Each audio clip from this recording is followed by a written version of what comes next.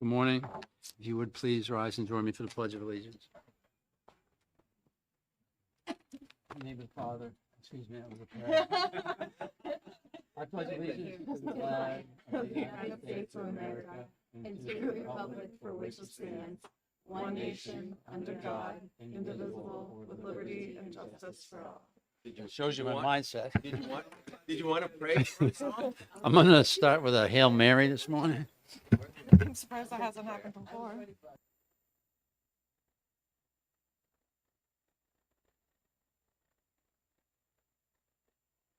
Okay, we're going to, as a matter of fact, it's obvious that we need to go ahead and take a break, and we're gonna Just too much for we're gonna caucus.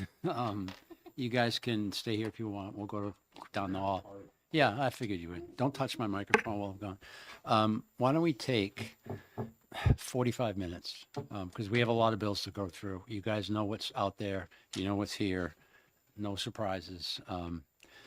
I've got a stack of amendments I'm going to hand out before we break so that you guys can look at them. And we'll come back at 10:45. Give you this one, 1363. What's this? This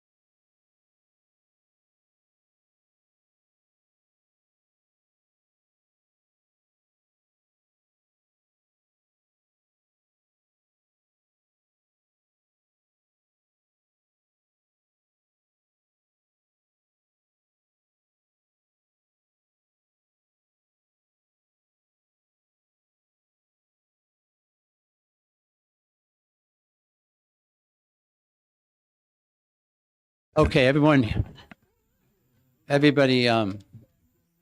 we are going to reopen. We have a list we're going to go through, and we'll go, when we get through these, we'll take lunch. And then after lunch, we will recaucus and go through and see what else we can, and you guys will know what's left after we're done. If you take note and cross off the bills. Maybe in that time I can actually find the bills we're voting. Yeah, we had, this is the most, we had like almost 90 bills. It's unbelievable. And every one of them sounds similar to the last. And what's really scaring me, 93. what's, yeah. And what's scaring me is some of them, we're going through them and they're like, that's your bill, Terry. I'm like, oh, I have no recollection of writing that bill.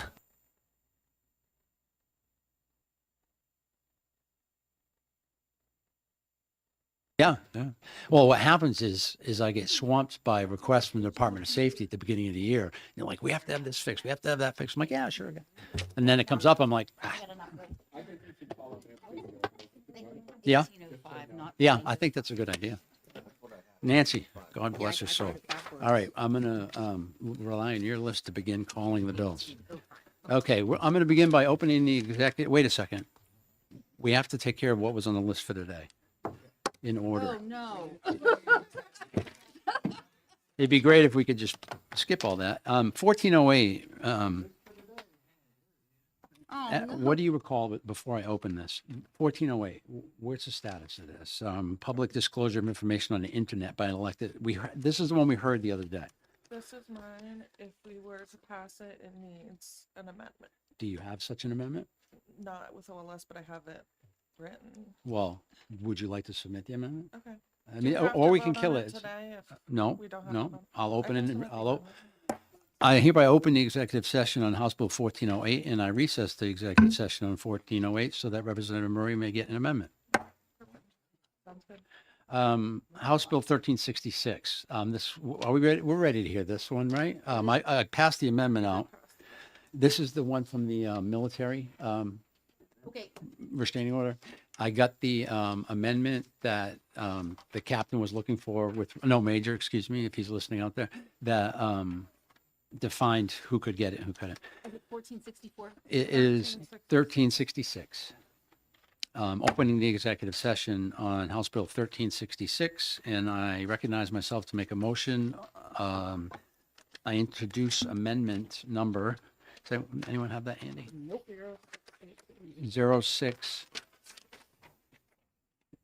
0688H, as in hotel. The amendment is, seconded by Representative Murray. I'll speak to my motion. The amendment was requested by the military. It was about expanding the definition so that they were covered. There was concerns that it was too narrow. And if you recall, this bill was regarding military protective orders and New Hampshire police officers having to notify the military if they are aware that someone who is subject to the Uniform Code of Military Justice violated such an order. So the amendment just reads, if a law enforcement officer or a peace officer has probable cause to believe a member of the New Hampshire Air National Guard or New Hampshire Air National Guard is in violation of the military protective order, law enforcement officer or peace officer shall notify the Office of the New Hampshire National Guard General Counsel or their designee that the service member may have violated the military protective order. Mr. Chairman, Yes, sir.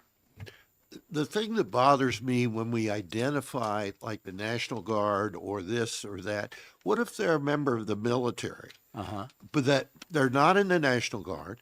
Let's say they're stationed at the shipyard. Yeah, They're in the Navy, for instance, yeah, which happens, and they live in Portsmouth. yeah. Are they covered by this?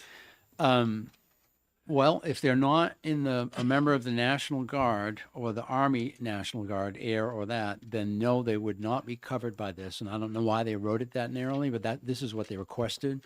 I think that you do have a valid point, and we should probably explore that and see that further. But let's give them what they need now to get this through. And if they would like us to amend it on the floor Fair or enough. whatever, Fair enough. but I just want to get it out of here. Any other questions about this? Okay. The motion then is to adopt the amendment. I would ask the clerk to call the roll. Vice Chair Rhodes, Yes. Representative Prue, Yes. Representative Lascelles, Yes. Representative Devoyd, Yes. Representative Paquette, Yes. Representative Saborn Deschwinier, Yes. Representative Sue Newman, Yes. Representative Juris, Yes. Representative Ray Newman, Yes. Representative Murphy. Yes. The clerk votes yes. Representative Shear, Yes. Chairman Roy, Chair votes yes. 13-0. 13-0, the amendment is adopted. I recognize myself to make a motion. I make the motion of OTPA on House Bill 1366, FN. Seconded by Representative Murray. Anyone want a further discussion on this? Seeing none, I'd ask the clerk to call the roll. The motion on the floor is OTPA. Vice Chair Rhodes, Yes. Representative Prue, Yes. Representative Lascelles, Yes. Representative Devoyd, Yes. Representative Morency. Oh, sorry. Representative Paquette, Yes. Representative Saborn Deschwinier, Yes. Representative Sue Newman, Yes. Representative Juris, Yes. Representative Ray Newman, Yes. Representative Murphy. Yes. The clerk votes yes. Representative Shear, Yes. Chairman Roy, Chair votes yes. 13-0. Any objection to consent? Seeing none, it will go on consent. I close the executive session on House Bill 1366. I open, wait a minute, let's talk about this one. 1637, relative to the scheduling of hearings on certain motions to modify or revoke bail. I don't, we'll have to go back to that. Here's what, Yeah, we had said, hey, to the, Lauren Warner, the Deputy General Counsel for the court. Yeah. Could you get back to us on she the probably did. time lag between when somebody asked for hearing? Yeah. She sent an email out saying, we don't have those stats. We can't generate Yeah. those stats. Yeah, that would be fine. Well, we didn't hear any evidence supporting the need for it though either. I don't recall hearing anybody saying, there's these lags going on. It's the scheduling. The problem has been on occasion that somebody will a prosecutor will file a motion to revoke bail, and by court rules, you need to wait 10 days for an objection before you schedule the hearing. Oh, that makes sense now. Okay. That's what this is about. I recognize, wait a minute, first of all, I open the executive session on House Bill 1637, recognize Representative Shear to make a motion. I move on to pass. I second. Question, Mr. Chairman? Yes. As I remember it, and correct me if I'm wrong, but We as have I to go remember through it, all it this. was a 72-hour time frame that they had to schedule it. They didn't have to do the hearing. They just had to have it scheduled in 72 hours. The way the court rules read is you can't schedule it until you have the objection. Because if there is no objection, then the judge just rules without having the hearing. So it just, In other words, they could have to wait 10 days under the current rules to even schedule it. This says, no, you schedule within 72 hours. If there's an objection out there, that's fine, but you're not waiting for it. Is that correct? yes. Yeah. Further discussion. Jen, did you have a question about it? I thought that they were saying that they weren't able to have the hearings in that amount of time or something, but I it's don't not- remember it. They can do that. Yeah, it's not about the hearings anyway. It's only about scheduling. This doesn't mandate any time frame for the hearing. It just says you got to at least schedule it. Okay, so without further discussion, the motion on the floor is ought to pass. And what was the bill number? I'm sorry. It's 1637. I'm just going by today's schedule. Vice Chair Rhodes, Yes. Representative Prue, Yes. Representative Lascelles, Yes. Representative Devoyd, Yes. Representative Paquette, Yes. Representative Saborn Deschwinier, Yes. Representative Sue Newman, Yes. Representative Juris, Yes. Representative Ray Newman, Yes. Representative Murphy. Yes. The clerk votes yes. Representative Shear, Yes. Chairman Roy, Chair votes yes. 13-0. Any objection to consent? Seeing none, it will go on consent. I close the executive session. I am opening the executive session on House Bill 1805. No? Oh, no, sorry. Okay. Yeah, we're all having those moments today. 1805, and I recognize Representative Rhodes to make a motion. Thank you, Mr. Chairman. I would like to introduce Amendment 2026-0658H. I second that. I passed this out on Wednesday when we were here. Would you like to speak to your motion? I would, Mr. Chairman, thank you. This is concerning the fitness test for the certification for our officers. As many of you will remember, this came to us a couple years ago, and it's still an ongoing concern for a lot of people. So the bill that came to us, really didn't fix the problem. It was an attempt, and what we did was in collaboration with the director Skippa, this amendment at the end of the day is going to just give it back to the individual departments to come up with their certification program, and they're going to send that information, what they come up with, over to the training academy for approval. And yeah, that's basically it. It's going to give it power back to the local towns. I'll speak to my second. As you know, they're required, police officers are required to take a PT test once a year. We were running into some troubles with people that were a little bit older or who had been injured that were still able to do law enforcement jobs, but they couldn't pass this test.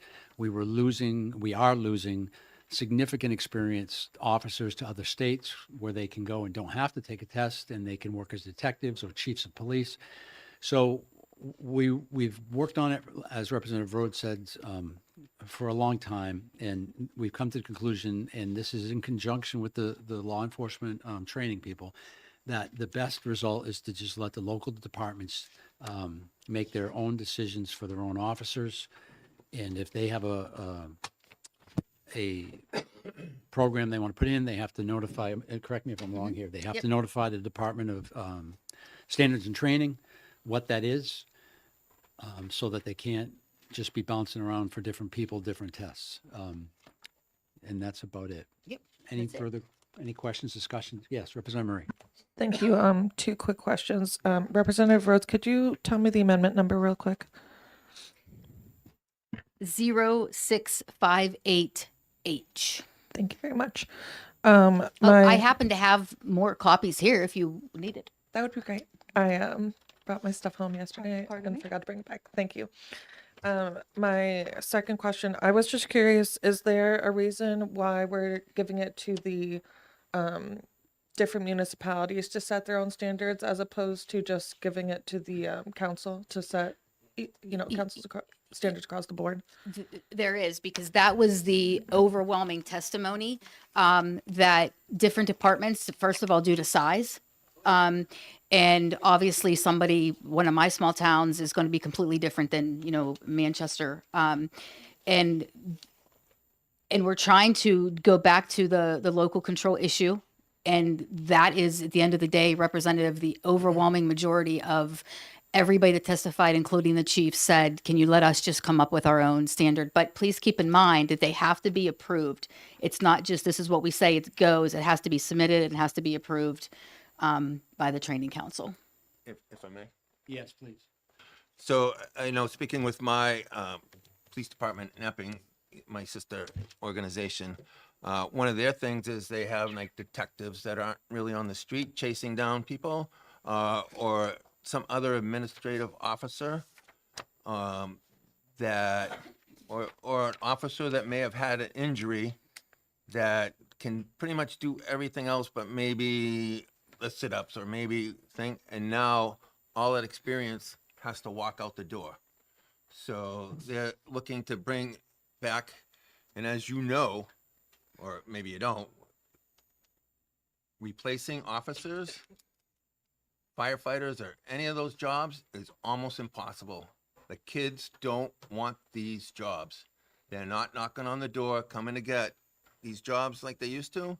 So to be able to retain these officers, even though they may not be at 100%, they may be at 90%, we still need to keep them. And I would add to that, if the officers can't pass the PT, or any officer can't pass the PT test because of an injury, but they could still work, and we tell them, no, you can't, they're going to go out on disability, and we're going to pay the disability and not get any value for that. So why would we force someone into doing something they don't want to do that costs us money and we get nothing in return? Representative Scher. I mean, I hear all these concerns, and for example, in Portsmouth, we regularly have officers who get injured on and off the duty, And if they're injured and they can still call them, they're given light duty until they get better. So it's not, if you tear your ACL, and you can't complete the physical fitness, you're gone. It actually speaking doesn't work that way. My concern is, Just remember though, the state law that requires the test, you bump up against that. So to your point, yeah, they're not out the door because they got hurt.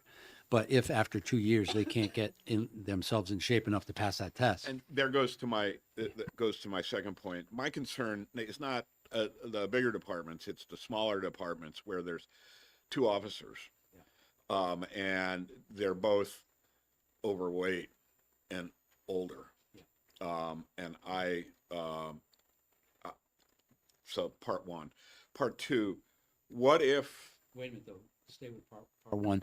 Are you against, how does that play into the bill, the well, 2 because overweight part- officers? that therein lies part two. Oh, okay. Part two is, what if police standards and training doesn't approve? What happens?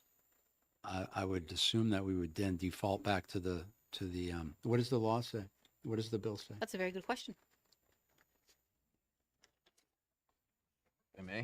Yes, you They'd may, have to- absolutely. it'd I have to would be think that approved they would before it have goes into to effect. come up with a Mhm. different program to try and get that approved. That's probably more stringent than the one they just put in. But what if they don't? What if they, no matter what they come up with, Department of Training says no? I guess, so is that what you're, Yeah, I mean, I'm really sensitive to Yeah. from the perspective from the police, I'm really sensitive to it. But I just, well, you it know, empowers you. This empowers the Portsmouth Police Commission. I'm not worried about the Portsmouth Police Department and the Police Commission. I'm Wow. worried about this because they have such great leadership on the Police yeah. Commission. Yeah. Suck up. Yeah. He did, yeah.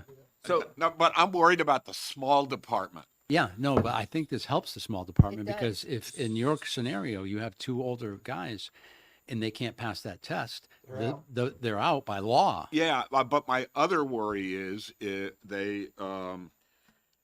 because it's unclear what happens if they don't get approval, that you got a department with 2 guys who have a lot of wisdom, but have not the physical capability to do the job. Does the bill That's offer a what I waiver or worry anything? about. Is it- It does. Yeah, there's a waiver system in the bill, I think. Hold on. So Representative Shear, there were already waivers in place there are currently. So there are still waivers in there. Those are just, My concern isn't, are there waivers? My concern, oddly enough, is there are waivers. You have 2 older guys who got it all set up that they're working there, and it's not a good police department because they're both out Yeah, of shape. you're going back, now you're crossing over into a political question where the people of that town, through their voting, whoever controls that department should say, hey, our police department looks horrible, what's going on? I think that we shouldn't manage from here, whether or not, because the people of a small community that has only 2 police officers, I would say know those officers pretty well, and they have the So- ability to change it. I'll recognize you in a second.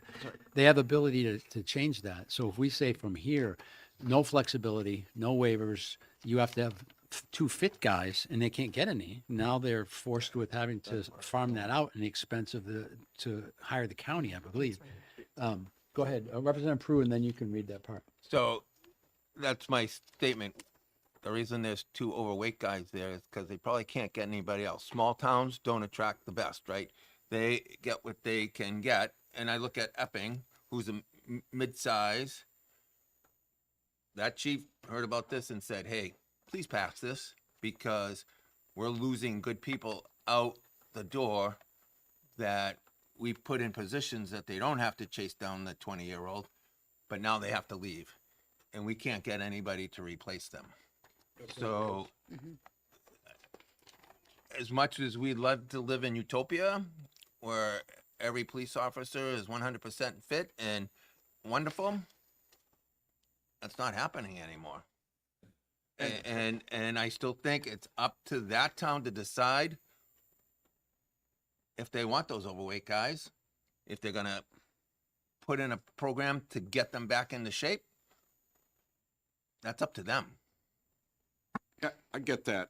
And I understand that. It's a weird balancing of difficult circumstances. And I know as much as anyone on this committee, maybe more, how hard it is to find police officers when we're down 8 police officers in Portsmouth. So I get that part. We don't have the fitness issue in Portsmouth. It's over 1/3 of our officers in Portsmouth, patrolmen in Portsmouth, have less than 3 years experience. So fitness is not the I issue, can it's answer something that else. question. I think you need to also consider the fact that this kind of relates back to what we've dealt with in military. What is it, like 75 to 80% of people who would be eligible to join the military based on their demographic won't qualify because they're overweight or unfit. Yeah, and that's right out of high school. So getting people that are to take these police officer jobs, and we're not even talking about it. We're talking about the older guys that we don't want to lose, who can pass on the information and knowledge that they've accumulated over a whole career. So it's difficult to fill the young guy jobs. And when you're looking for leadership, and they have to leave because they can't pass the test, you have a bunch of young people with no one to lead them. Representative Rhodes. Thank you, Mr. Chairman. So I would like to first acknowledge your concerns because I had them and I didn't love this bill. I actually am trying very hard to listen to my constituency and do this. I don't love the idea. However, with that being said, Representative, to answer your exact question, it says right here, performing the essential physical functions of a law enforcement officer as defined by the council. So that in turn is going to answer the question that you have as far as making sure that they are still fit per se. That's helpful, thank you. I believe in the worst case scenario, It's on page they 2. could revoke the certification. If they don't come up with a program or whatever, they can revoke their law enforcement certification. Of course, the political impact of a town suddenly having no officers. This actually makes it would more problem. stringent because if they're not able to pass it, they get suspended. Given all of this, with reservations and concerns, I am gonna vote OTP. Thank you. Yes. 2 points that I'd like to make. And occasionally we'll hear about firemen who have heart attacks when they're fighting a fire. And my question was, okay, how do we determine the fitness of firemen? And there are no standards on firemen. The other point is with police officers, this bill allows local authorities to develop programs that have carrots on the end of the stick. So they could say, okay, if you'll lose 40 pounds and be able to do these sit-ups, we're going to give you a raise or something like that. I get all of that, I'll just go back to where I am. I mean, I'm gonna vote OTP, but, we all know that there are smaller towns and smaller police departments where the board of select people just the police chief tells them what to do and they do it. And those we can't, I accept reluctantly that we can't deal with that, with this. Yeah, it's difficult to deal with it from the state level to fix every little issue. Representative Murray. Thank you, Mr. Chair. One remark I wanted to make in response to my friend from Litchfield. It's true that firemen don't have those same physical requirements, but that's because in so many of our communities they rely on volunteer firemen. So we can't, have those kind of standards. And I feel like we're in a similar position with this, right? Where we're facing recruitment issues across the state, and we do have to compromise a little bit in order to retain the law enforcement officers that we do have. I was wondering if there is a commission or something though that's looking into how do we recruit and retain more law enforcement officers, because to me, regardless of how you feel about the police, it is factually more dangerous to have a weakened and undermined force, because then people are working longer hours, might be more stressed, etc. So I'm just curious if that is something that's happening. There is one happening. I wrote a law that we passed that created a commission to study. Yeah, and I'm not sure if it ever got through the Senate or not. Do you know? Yes, I believe they did. They signed, they passed it, so But there I is. a know commission. that's a big thing is recruitment and retention. Yeah, yeah. So that's out there. Yeah, it is, it passed and was signed, Brad? Yeah, yeah, so we wrote a law, which is amazing that I remember, that did exactly that. And it was supposed to look into ways that they could partner with the colleges, by possibly waiving tuition for people who agreed to work for so many years at a police department, that type of thing. So I'm not sure where they are with that, but I know it exists. And Chairman? just for clarification, Yes, Representative Pew, firemen stoke boilers, firefighters put out fires. no, okay. Snap. Yeah, Representative Sell. I was also part of an effort to put a target out there for police and fire to recruit outgoing military people. And I don't know where that went either, because there was a commission on that. Yeah, For what it's worth, that's from talking with our recruitment person in Portsmouth. They're all appealing to outgoing military people. Yeah. Every police department of any size in this state. it's is not only the state, we're remarkably competing desperate. with Massachusetts, Maine, Vermont, Yeah. we're competing with the same people. But it's a good idea and they're doing that. Okay, let's, yes, Thank you, Mr. Chairman. Just for correction, neighborly states like Mass and Maine do not have that physical fitness requirement, or are they different requirements? they're different requirements. Okay. Every state has a different setup. So yeah. therefore, But it's not the same strictness. Like Mass, I don't think once you're done, you have one. It's up to the department. So there's departments that don't have any and they're stealing our people because they don't have to, like, they're hiring them as chiefs, and we even require our chiefs to pass. So we're losing a lot of brain drain. Representative Thank you. Murphy. Thank you, Mr. Chairman. I'm torn on this.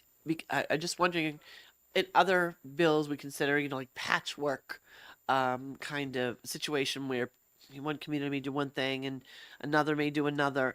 And I remember the testimony last year or term as well, that it seemed like a lot of the officers were torn and weren't quite sure. There was sort of a split support. Did the council and the chiefs weigh in on the amendment, and what was their recommendation? Thank you.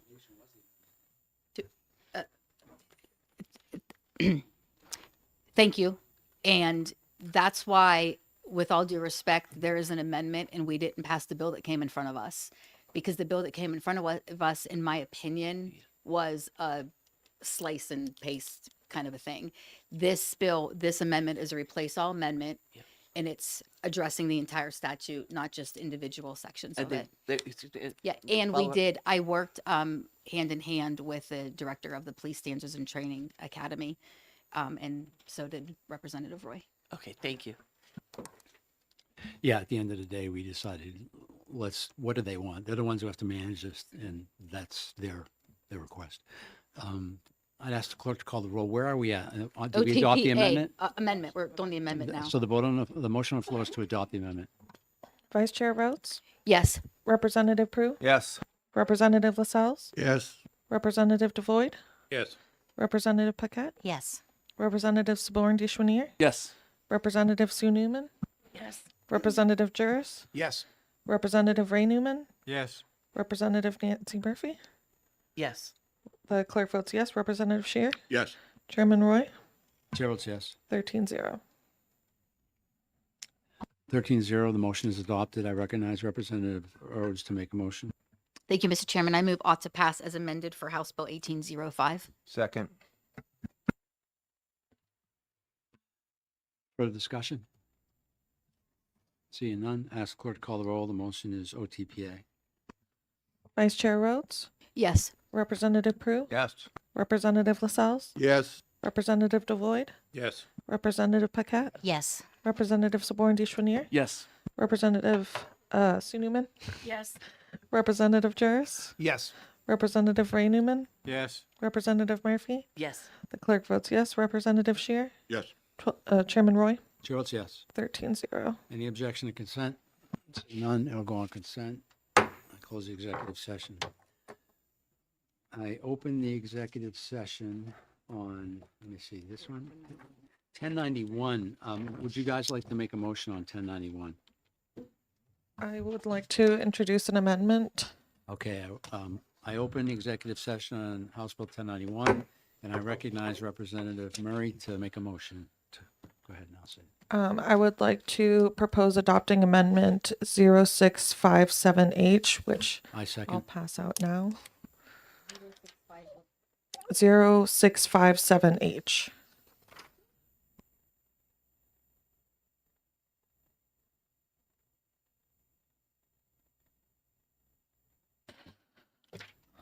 Can I have a second? Yeah. No.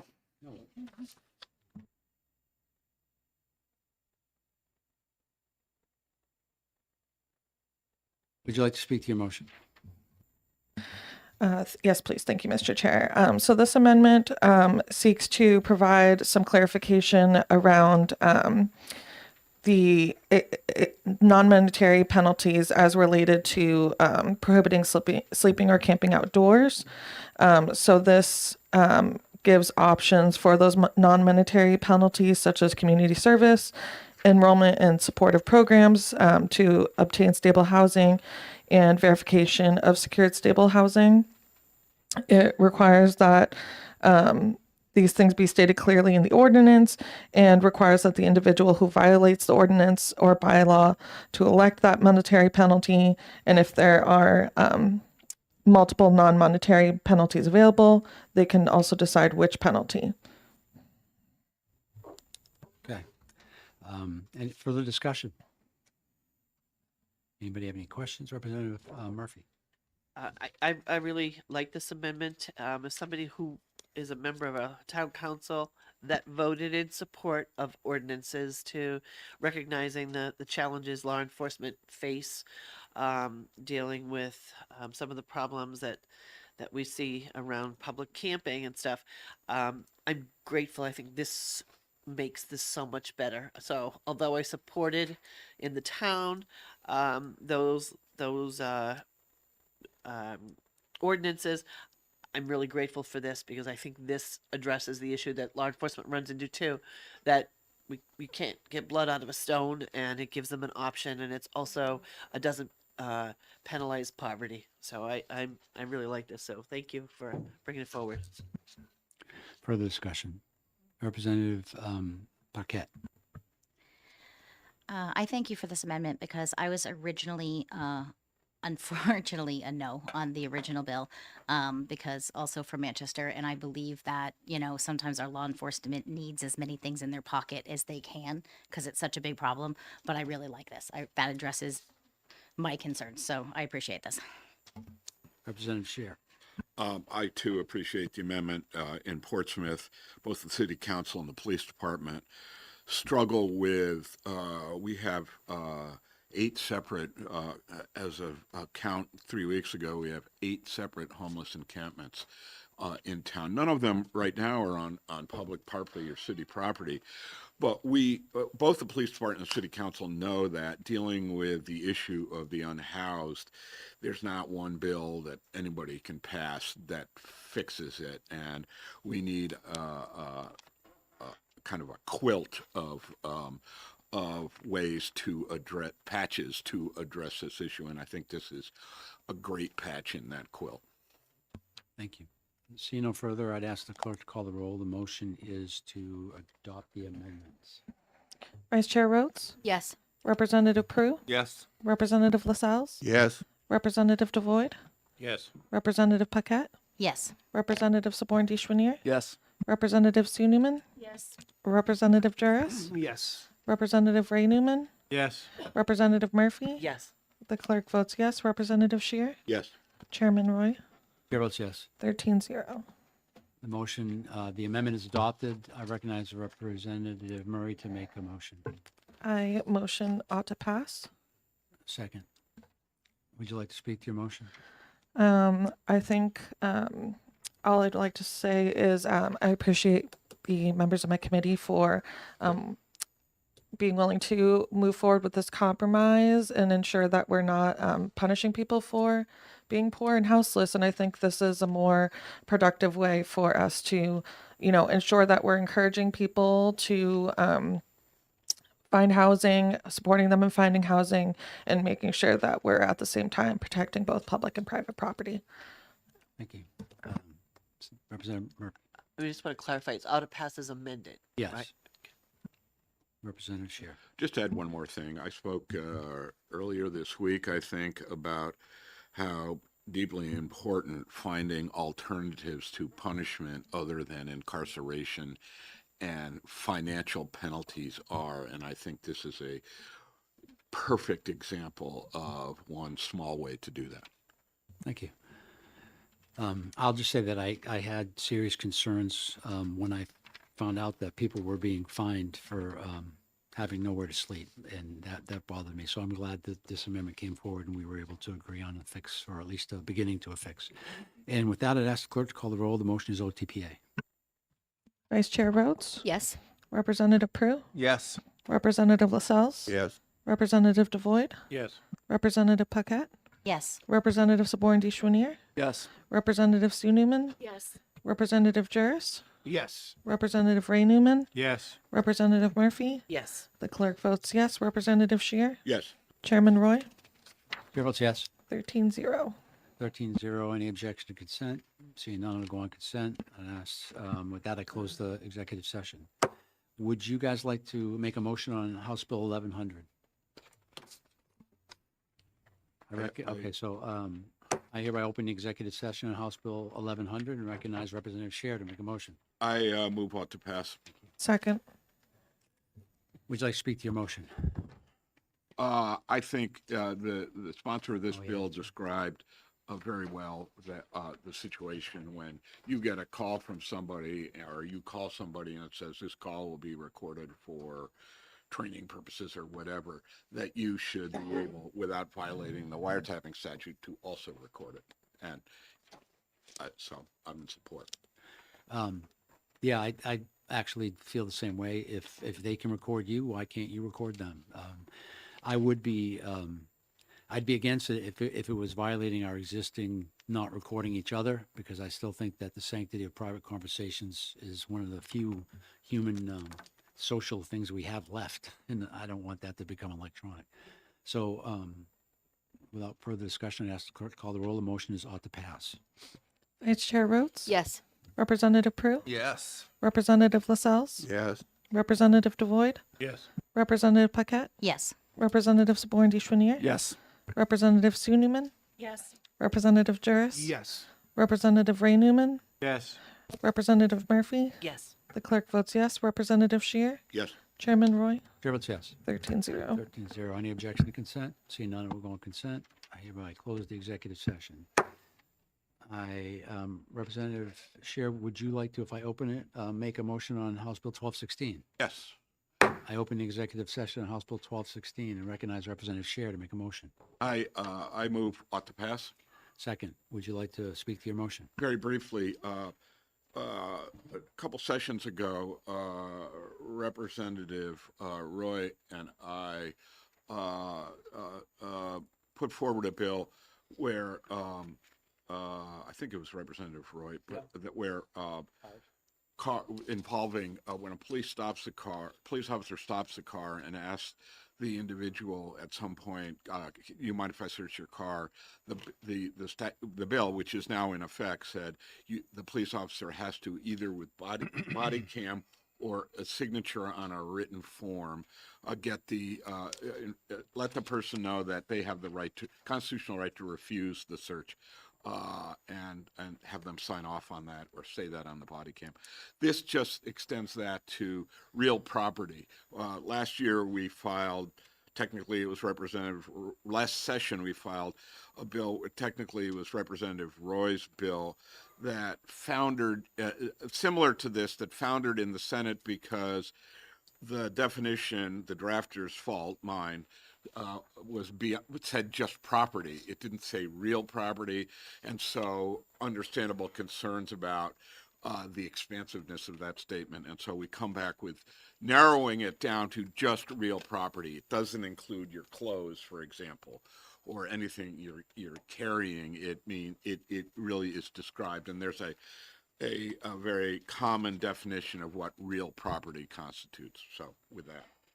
Thank you. I would add that many New Hampshire police departments are already requiring their officers to use consent forms when they search people's homes. We all passed a bill that said that you had to notify people that they had a right to refuse to have their car searched. A person's expectation of privacy is nowhere more keenly important than their home. So if we do it for cars, it only makes sense that a person's home, a person shouldn't, because of their lack of knowledge or because they're afraid that there's multiple uniformed people at their door, that they have to let them in. They should have to notify them. You don't have to allow this. Further discussion? Seeing none, I'd ask the clerk to call the roll. The motion is ought to pass. Vice Chair Rhodes, No. Representative Prue, No. Representative Lascelles, Yes. Representative Devoyd, Yes. Representative Paquette, Yes. Representative Saborn Chenier, Yes. Representative Sue Newman, Yes. Representative Juris, Yes. Representative Ray Newman, Yes. Representative Murphy. Yes. The clerk votes yes. Representative Shear, Yes. Chairman Roy, Chair votes yes. 11-2. Can you 11. please change my vote to yes? Let the record reflect that Representative Prue has changed his vote to yes. With one person off, can we go on consent with one, unless you object to consent, Representative Rhodes? Can it go on consent with one person? Yes. Okay, yeah, I don't remember. So it will go on consent. With that, I close the executive session. I open the executive session on House Bill 1235 and recognize Representative Lascelles to make a motion. That's 1235.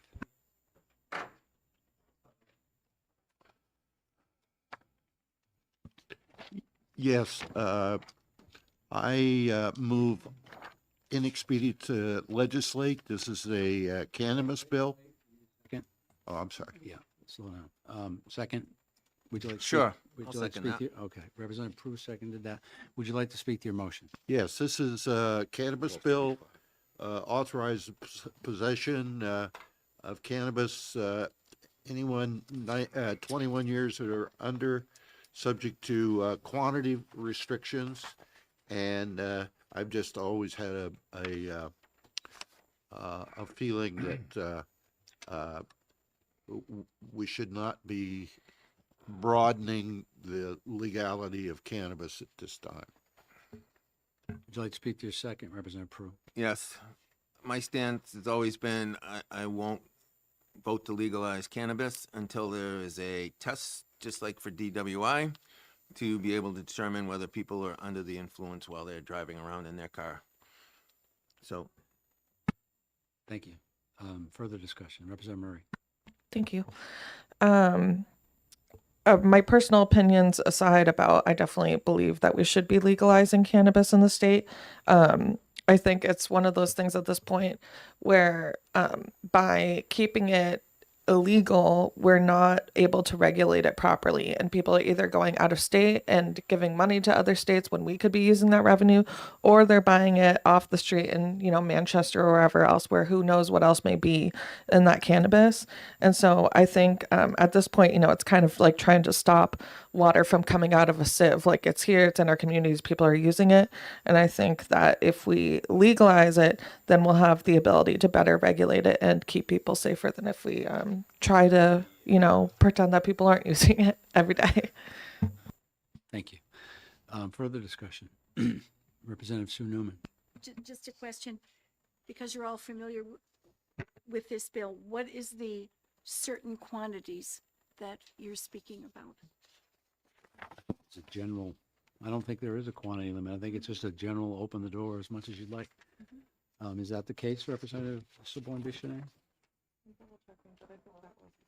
If we look at page 2, a possession limit, 2.5 ounces of cannabis flower, cannabis trim, 10 grams of cannabis concentrate, and then cannabis products other than cannabis concentrates containing no more than 2,000 milligrams of THC.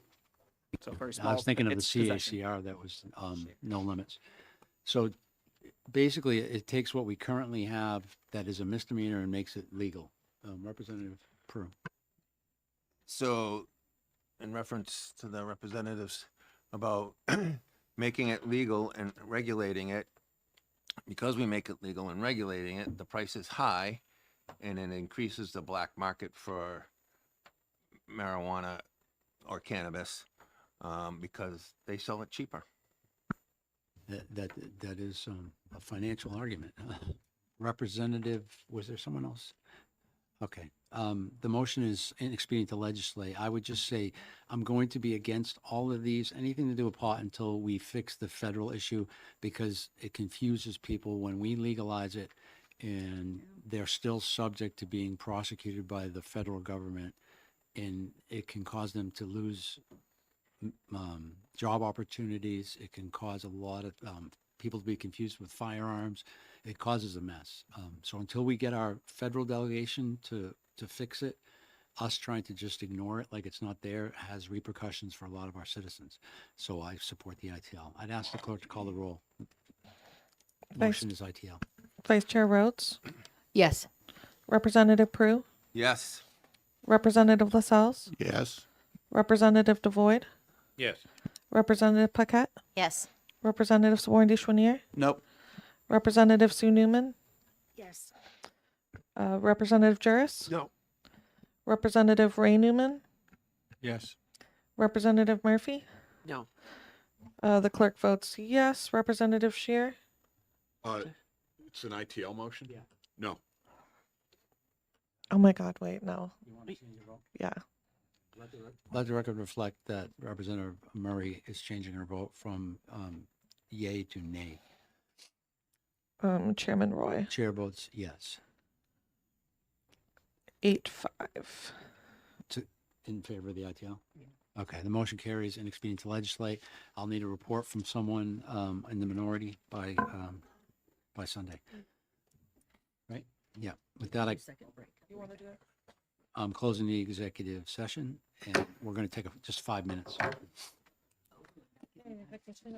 Some people need the, apparently, bio break.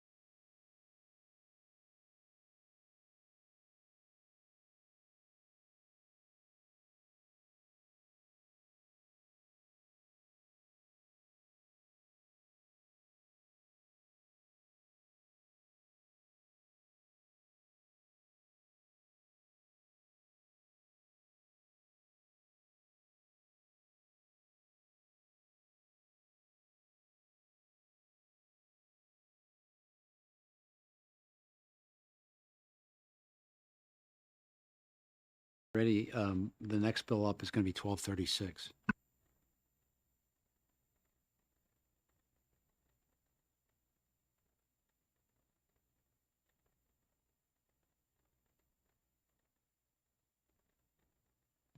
think we should have our mics on.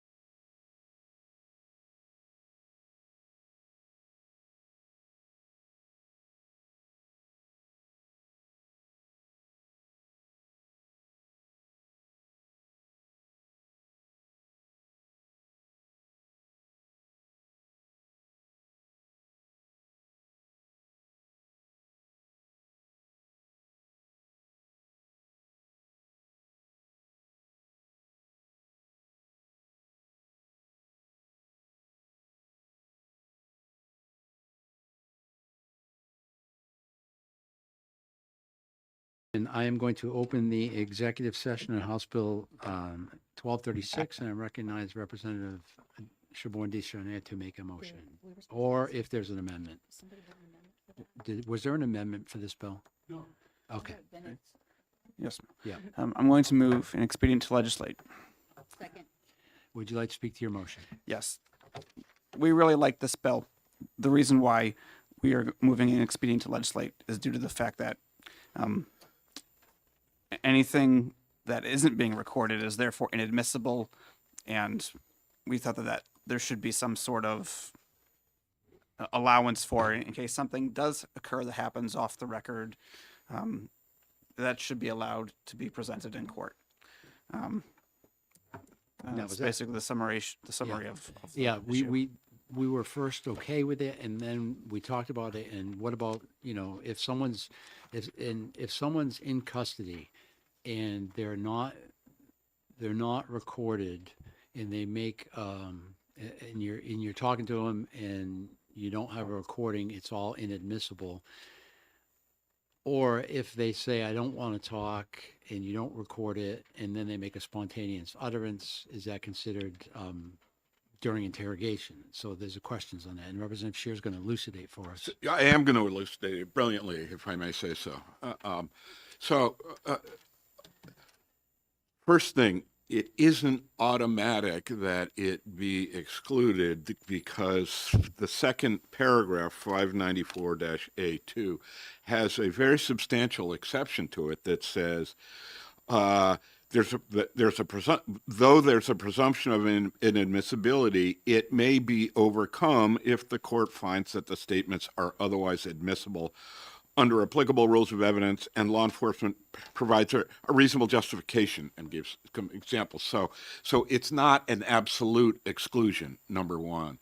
Number two, it is very well established case law that if somebody is sitting in the back of a cruiser, they haven't been Mirandized, they're in custody, and they just start saying stuff, that's a spontaneous statement, and that is excluded from, it's not covered by the Miranda exclusion rule because it's not interrogation. So spontaneous statements that are not a function of interrogation do not come under this recording provision.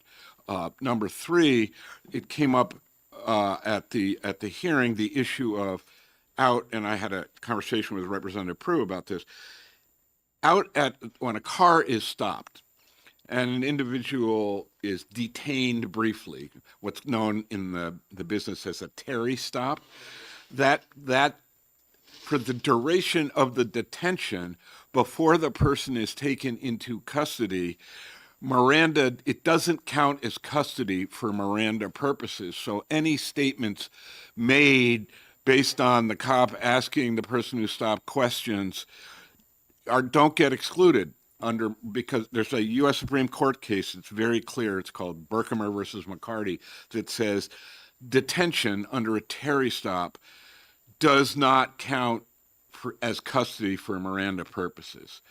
So all the circumstances that I've heard you all talk about, this doesn't count. You know, if somebody just starts to say stuff, if they're sitting in their cell, they're not being interrogated, and they just start saying stuff, that's not covered by this. That doesn't need to be recorded. So I mean, I'm willing to talk with each of you individually about this to clear this up, but we've thought very carefully about this, and just to go back to the roadside stop circumstance. No police officer worth their salt is going to ever arrest somebody as soon as they take the person out of the car and start talking about them, because then they're going to have to read a Miranda. They're going to wait till long as they can to take the person into custody, because then they're going to have to read a Miranda if they want to ask them questions. But even if they arrest them and even if they take them into custody and put them in the cruiser and don't read a Miranda, as long as the officer doesn't start asking them questions, if they just spontaneously in their drunken stupor start saying stuff, that's not covered by this. That's the That's the need to be spontaneous recorded. utterance Yeah. exception to, and just so everyone's clear, the Terry stop is not me, it's Terry versus Ohio. Would you like to, based on what we've discussed, would you entertain changing your motion? Yes. Thank you. So I withdraw the second. Would you like to make a new motion? Motion not to pass. Second. So would you like to discuss the bill at all further than we already did? What's that? Yeah, I second it. I would just add one further piece. The huge majority of police departments already do this. Yes. Number one. And number two, there's no cost to this at all. It doesn't require a video recording. No. I know that's been some confusion in the past with versions of this bill. You can have a 1999 tape recorder, or you can use your iPhone, and the storage requirements are minimal. Yeah, So, that's correct. I would just add on this, there's been concern, that law enforcement might not like this or see it as, across the country, this is actually the standard professional guidance for all police to record custodial interrogations. It protects the officers as much as it protects the defendant. A lot of times defendants will argue in court that they've been oppressed. The confession was given under duress. a recording of it shows that's either clearly true or not true, and then that motion is either entertained or dismissed. The evidence is clear if it's recorded. So most across the country, police standards are for recording. So this is not like something new that law enforcement is aware of, or it's actually the standard across the country for police departments to record. And that's their own rules. That's not based on anything else. Yes. My question has to do with the term custody. If a person is not Mirandized and the policeman puts the person in the back seat of his cruiser for their own protection, now, is that person deemed to be in custody? I know you want a hard and fast answer, but it really depends on the circumstances. You know, if, for example, if a police officer stops a car, there's two people in the car, the passenger is just being annoying and getting in the way of the officer dealing with the driver of the car. So the officer asks the passenger to get out and says, I'm going to put you in the back seat of my cruiser where you can't get out. I'm not arresting you. You're not in custody. I'm just doing it because I got to deal with this, and et cetera, et cetera. That doesn't count as custody. But once an officer puts somebody in the back of the cruiser with the intention to take them down to the police station, they're in custody. Generally, my understanding is that if someone is not free to leave, the court has said that if a reasonable person would believe they're not free to leave, and the officer then engages in questioning, it can transfer from not being in custody to being in custody based on the interaction between the law enforcement officer. But his point is, if you're just protective, like on a roadside, so the person doesn't get hit, it's not custody. But if the guy gets in the car and says, hey, I'm going to start asking you some questions, and that person is locked in the cruiser, I'm pretty sure a court's going to say that was in custody. Is that correct? Or Yeah, just to adjust it a little bit, the test for whether somebody is detained, the so-called Terry versus Ohio test as to whether they're detained does the person feel not free to leave? The test for whether somebody is in custody is more than just not free to leave. It's not free to leave where the person the encounter makes it clear that the person is in a status equivalent to a formal arrest. So it's even harder to show custody than it is to show detention. And detention, there can be no, you can ask whatever questions you want. You need not Miranda. Let me add one more thing, which, is the genesis of this legislation. As some know, I've done a lot of work over the years with both the National Innocence Project and the New England Innocence Project. And it is the case that in a study, and you heard about this, a study was done of the first 200 exonerations via DNA evidence by the Innocence Project. 30% of those exonerations involved false confessions. You heard the story, and it's hard to believe. That's the most stunning statistic I've ever heard in many ways. You heard the story about the Buchanan situation when we're talking about death penalty out in Hopkinton, where Elizabeth Knapp, an 8-year-old, was sexually assaulted and killed. Her mother was taken into custody by the police. She waived Miranda. She had some intellectual deficits. She waived Miranda, and she was interrogated for 8 hours. She eventually said, I went upstairs when I went to bed after my boyfriend went upstairs. When I went to bed, I walked by my daughter's room. I saw my boyfriend sexually assaulting her. Boyfriend was arrested. As former Attorney General McLaughlin said, we were well on the way to charging Mr. Buchanan with capital murder, with a death penalty offense. They sent out the DNA testing. 6 weeks later, it came back. It wasn't Mr. Buchanan, it was somebody else. But for the DNA evidence, it's likely he would have been charged with a capital offense. And that interrogation of the mother, which was custodial, was not taped. And so it would have been difficult to establish from a defense point of view that it was the police were taking advantage of somebody who had some intellectual deficit. So this is, as the chair said, yes, this is good police, it's best practices for police, but it is essential as one of the ways to make sure we're not convicting people incorrectly. Got it? Good. Any questions? The motion on the floor is ought to pass. Vice Chair Rhodes? No. Representative Prue? No, thank you. Representative Lascelles? Yes. Representative Devoyd? Yes. Representative Paquette? Yes. Representative Sworn Deschenier? Yes. Representative Sue Newman? Yes. Representative Juris? Yes. Representative Ray Newman? Yes. Representative Murphy? Yes. The clerk votes yes. Representative Shear? Yes. Chairman Roy? Joe is yes.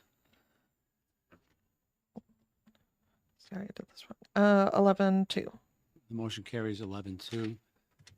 Reports by Sunday, please. Okay, that's why I let you make the motion. Thank you. I have Yeah, no lazy surplus there. bastard. Oh, that's right, you did. Am I doing the so who's report? No, he made the motion, so he's going to do a report. You can coordinate and Got it. work on the language. You write it, whatever. Yeah. Fair enough. Um, If he's willing to do that. that was what, 12:36? Yes. Okay, wait a minute, I need a second. Mark, do you have 12:37?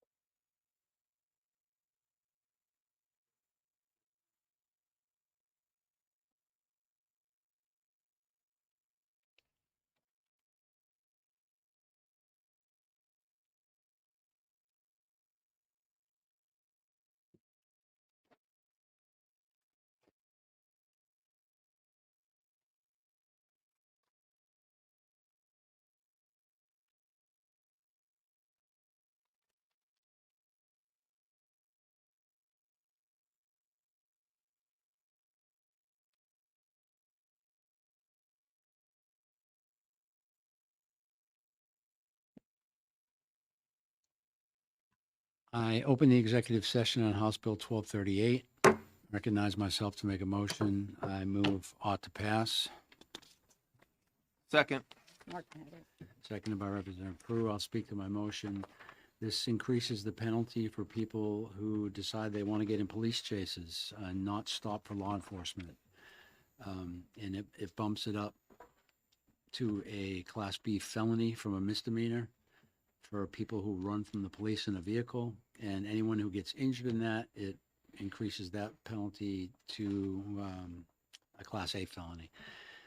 We have tragic stories that happen every year of people who decide they're going to run from police and lead them on a chase through towns and on the highways. And sadly, it causes the death of people who aren't even involved in it. All too often, people go the wrong way down the street. We have people on motorcycles flying in and out of traffic, causing people to swerve. and every year there's fatalities from people refusing to stop for law enforcement. If you have a legitimate reason why you feel that law enforcement should be pulling you over, the appropriate remedy for that is to go back to the police afterwards and make a complaint or take civil action, but it's not to disobey the law enforcement officer who's trying to stop you. And the fact that people are getting killed because of it, it's just, we've got to increase these penalties to get people to understand this is very serious and it's very dangerous. Would you like to speak to your second, Representative Peru? Nice job. I'm all set. Okay. Representative Scher. Well, I understand the principle behind this and the concept behind this. I am not an advocate of increasing penalties or criminalizing things that weren't previously criminalized, with some exceptions. I'm just not an advocate of increasing penalties actually having any effect. And the seriousness of a felony conviction for stupid behavior is, albeit potentially dangerous behavior. I just don't think the person who flees in this fashion is say, well, now that I know it's a Class B felony, I'm not going to flee. I just don't think it has any effect. Thank you.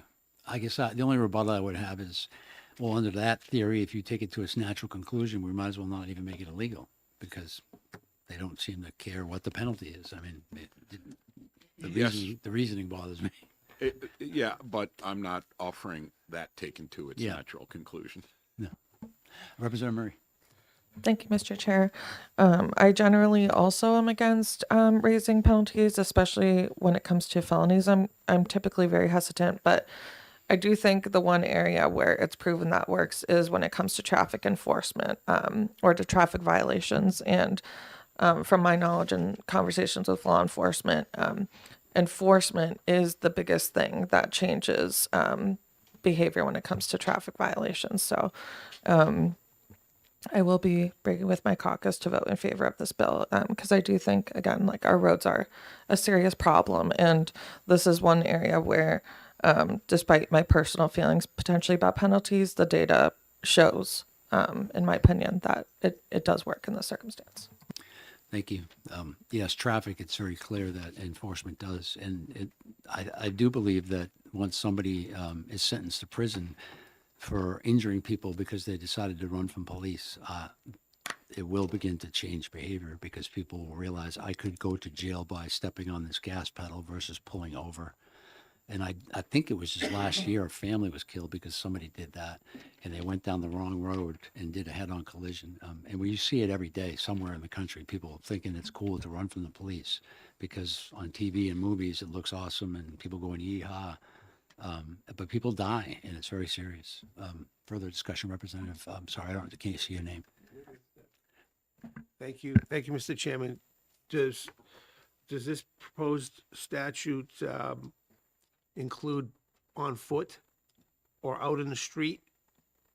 Because I've Just seen- motor vehicles. Just stop. motor vehicles. I've seen, I was in I was a witness a few weeks ago to a situation where an assailant took off when knowing full well the cops were on the way. That's resisting arrest if they've been told to stop and they take off. If they just run before the police get there, I think that's maybe interfering in an That's what it was. investigation. Yeah. Yeah. Well, okay. So just This is just motor vehicles. motor vehicles. It doesn't change the statutes. It just increases the penalties for the existing statute. Representative, wait a minute, Representative Paquette. thank you. Thank you. I represent Manchester, and I've actually had this conversation with several police officers in Manchester, and they really liked this bill because what I've been told is this is a problem that's actually increasing. Representative Scher. Just to respond to some things you've said. If someone's in their car and they get stopped, not only as the current statute says, they can get charged for a misdemeanor if they take off, but they can also get charged with potentially resisting arrest or reckless conduct. So it's not like misdemeanors can't be stacked already where they can get jail time. This isn't, is this person going to get jail time or not? They're likely going to get jail time on a bunch of misdemeanors with the statute as it currently is. True, the prosecutor, that would put the weight on the prosecutor to creatively stack misdemeanors to try and get the seriousness of the offense across, where this would just be a simple straight charge leveled by law enforcement that would be prosecuted instead of prosecutor. And to your point, in reverse logic, prosecutorial discretion doesn't disappear, and they could plead to a simpler charge of reckless behavior, but the initial charge would be the serious felony for running from the police. So I think that's what this is about more, is the message from the legislature saying, we hear you, these are bad, and we want people to stop doing dangerous activity that risks the law enforcement officer, their own safety, and the general motoring public, and the people walking down the street. Representative Murphy, did you want to? Thank you, Mr. Chair. I'm in support of this bill. I actually co-sponsored a similar bill in the Senate. I think we've identified that this is a problem. People are losing their lives. And as you know, I'm not a big fan of felonies, and I thought of reasons why, that this could be problematic, but feel confident in my conversations with state and local police that those kinds of situations, as you said, can be pled down, just as in DUIs are often pled down to reckless, and I think 85% of those cases are pled down, and I think that would alleviate my concern about some of the concerns, like person with disabilities, or that I think of my own son, 24-year-old, something has a brain injury and autism, and might initially flee if he thought the police were after him for some reason. And I recognize that yes, he could get caught up on this, but I think that with the judicial discretion and everything, I think it's something that given what's happening on our roads, I think it's time. And right now there's really there's no reason not to run. So I to flee. So I'm in support. Thank you. Thank you. Representative Scheer. Just to fight back briefly against my friendly colleague from Merrimack. 85% of DWIs are not pled down. Number one, there is already reason not to flee. This doesn't create a felony out of conduct that isn't otherwise punishable. It's punishable by at least one misdemeanor and likely two misdemeanors. True. Accurate. I don't know about the 85%. You guys can debate that, but I will say, when you think of it from the standpoint of, should running from the police and causing a high-speed pursuit be a misdemeanor or a felony? Immediately, I think the normal average citizen would say that sounds like it should be a felony. So calling it, even categorizing it as misdemeanant behavior that's similar to stealing a candy bar, it's a whole level of offense when you start risking all these people's lives. So I can't agree with that.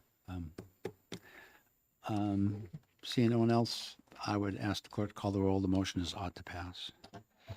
Vice Chair Rhodes, Yes. Representative Prue, Yes. Representative LaSalle, Yes. Representative Devoyd, Yes.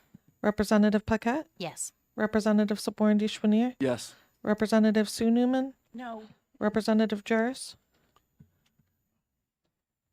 No. Representative Ray Newman, No. Representative Murphy. Yes. The clerk votes yes. Representative Scheer, No. Chairman Roy, Chair votes yes. 9-4. 9-4, motion carries. And on the reports by the weekend. With that, I close the executive session. That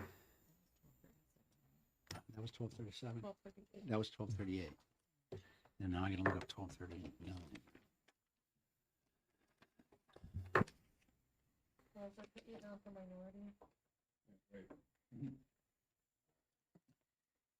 Ellie, who made the motion? Oh, Jerry. Excoriate.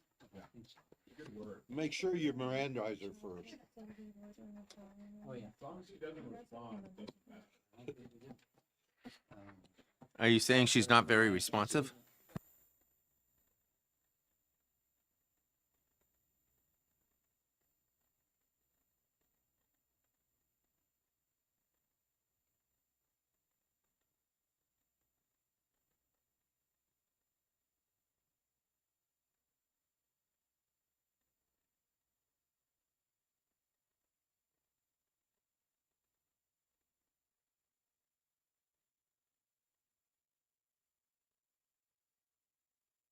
Opening the executive session on House Bill 1239, and I recognize myself to make a motion about to pass. Second. Seconded by Representative Rhodes. I will speak to my motion if Representative Scheer would let me. Thank you. I'm moving on to pass on this bill. This bill, there was concerns about people being caught up in this because they happen to be near one of these facilities. And the answer to that is they have to first commit the crimes of loitering or prowling in order to be caught up in this because of their violation of their sex offender status.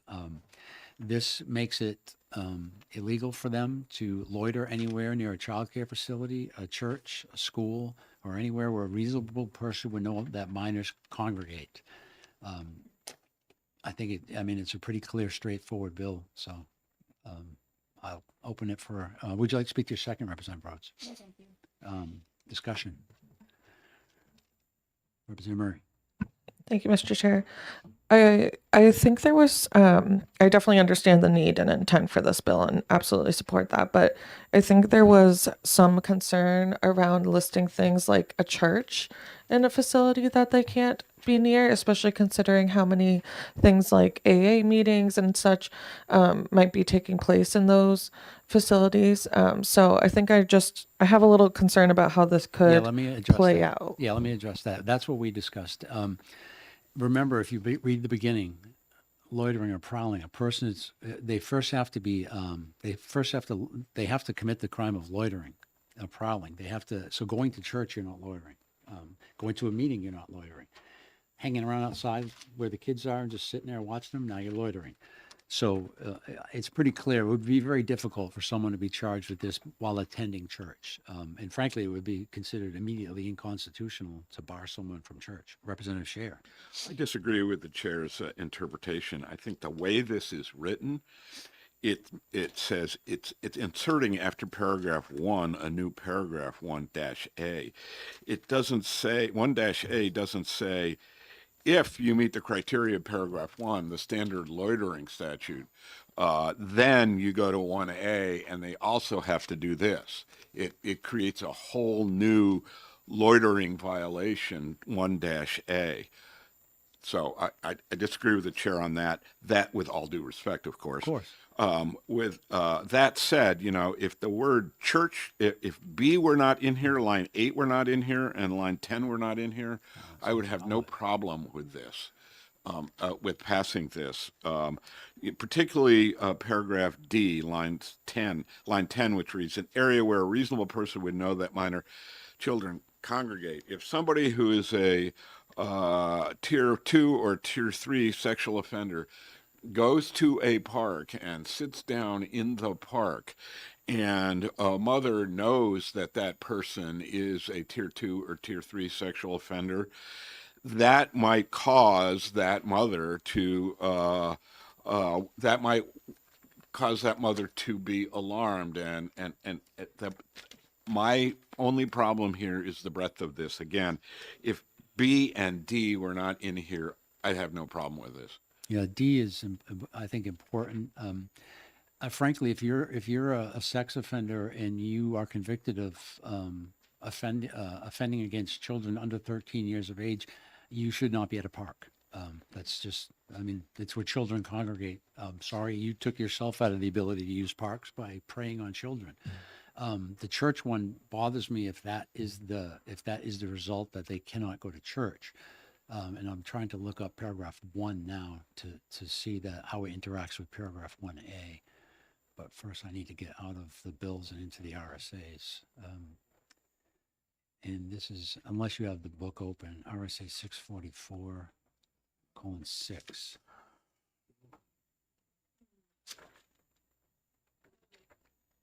Why can I not select? Are you looking for the bill, Terry? I'm looking for the actual statute. New Hampshire RSA 644:6.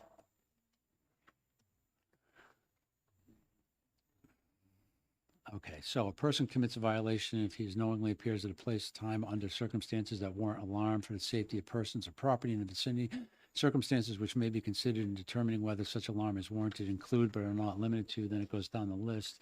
1A would actually not take place until after all these are, I- right? So I first, disagree. I think 1A creates a separate statutory violation. That if 1A said, in addition to the requirements of paragraph 1, any person committing a violation, et cetera. But that's Sure. not the way it reads. yeah. That's what I'm trying to, but 1A wouldn't even be read until you've read everything that's under 1. No.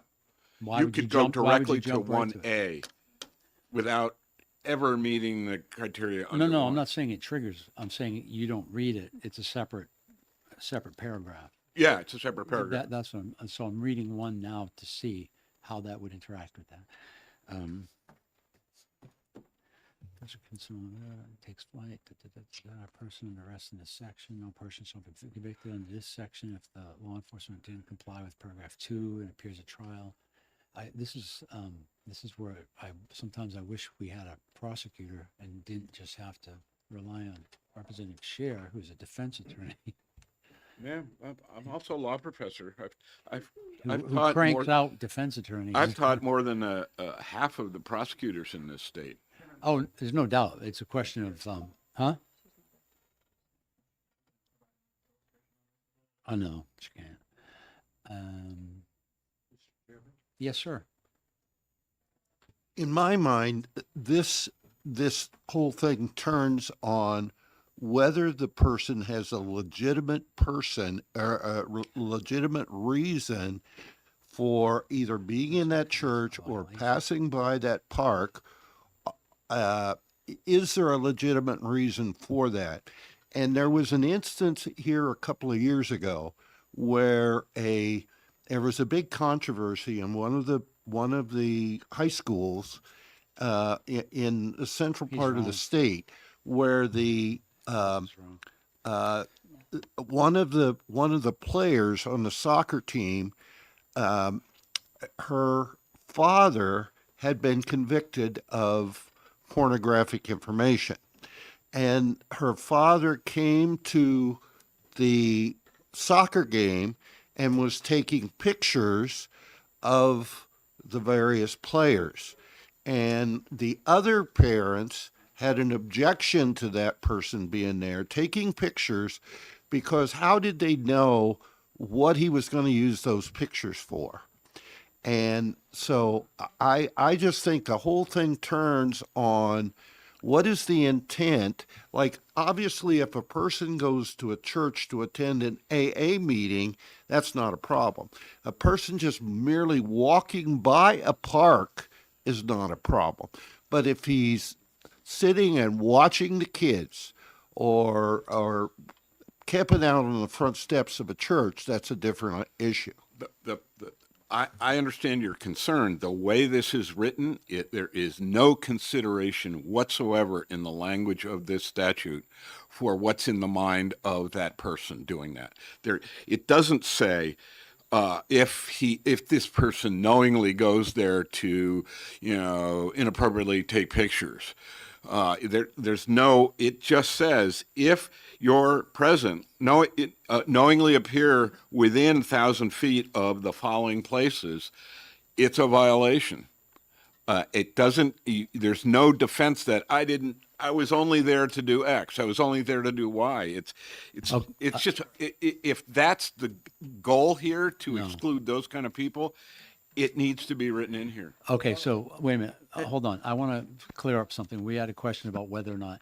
So if you read this, right, and you read the statute, 644:6, a person commits a violation. Now, this is under the loitering and prowling statute. So we can establish that when a person commits a violation, we're talking about loitering or prowling because that's the title of the section. So now if you go down to the proposed 1A, it says also a person commits a violation of the loitering or prowling statute. No, that doesn't say that. Well, it has to. It- A violation no, of it what? says- if it said, if 1A said, if a person commits a violation of the loitering statute and they are a tier 2 or tier 3 sexual offender and does it under these circumstances, that would be the case, but it creates a separate violation distinct from, What's the violation of, though? What is the violation? the violation is of 1A. No. 1 says a person commits a violation, just like 1A does, correct? Correct, but, So what's the violation? The violation is loitering or prowling, am I right? but, no. Or knowingly appearing within. If this were to pass, Yeah. there'd be two different violations under loitering or prowling. It Right. would be either the 1 violation or the 1A violation, two separate violations. Right, but they would both be violations of loitering or prowling. That would be the charge you were charged with. Yeah, but the In the- title doesn't matter. They don't have to prove they loitered or they prowled. All under 1, or under 1A. To prove loitering or prowling, the statute says you can prove either 1 Yeah. or, if this passes, 1A. There's no independent proof of the word, something called loitering or prowling. Well, let's The read statute 2. defines by the language of 1 or the language of 1A what Right. loitering is, what prowling is. Right, and then we go on to section 2, which would become after 1A. And it says prior to any arrest under this section, unless flight or other circumstances make it impossible, law enforcement officers shall afford the actor the opportunity to dispel any alarm.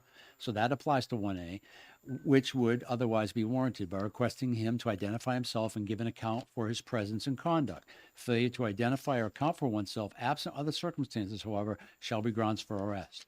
No person shall be convicted under this section if law enforcement officials did not comply with paragraph 2, or if it appears at trial that the explanation he gave to his conduct and purpose was true. If he believes that law enforcement official at the time would have dispelled the alarm, and in such cases, any record of the arrest under the authority of paragraph 1 shall be expunged. So 1A is subject to 2 and 3, which follow after it. So the last thing I would say is 1 covers 1A. There's nothing about 1A that wouldn't be covered by 1. Well, let's see.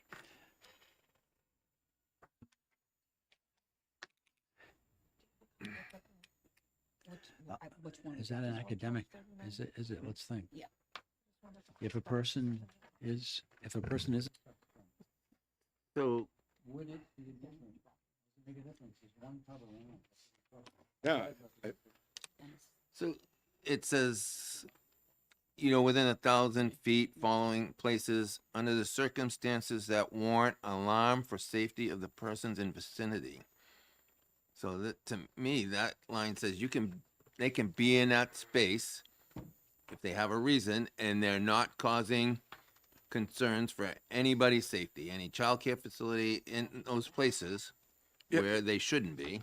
I agree with you, but 1 has that same language, the causing alarm language. It just, Maybe it's just defining it better.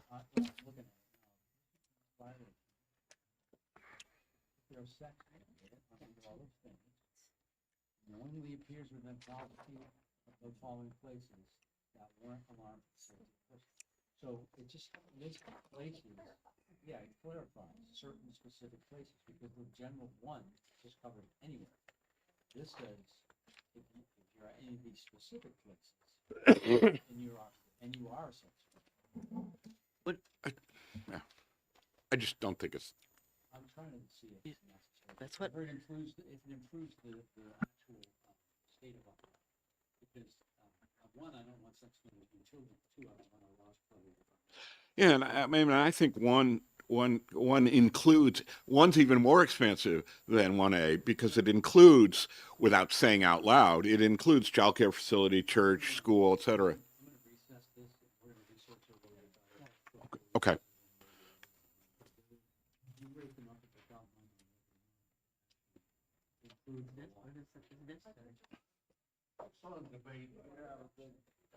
Excuse me? Thank you.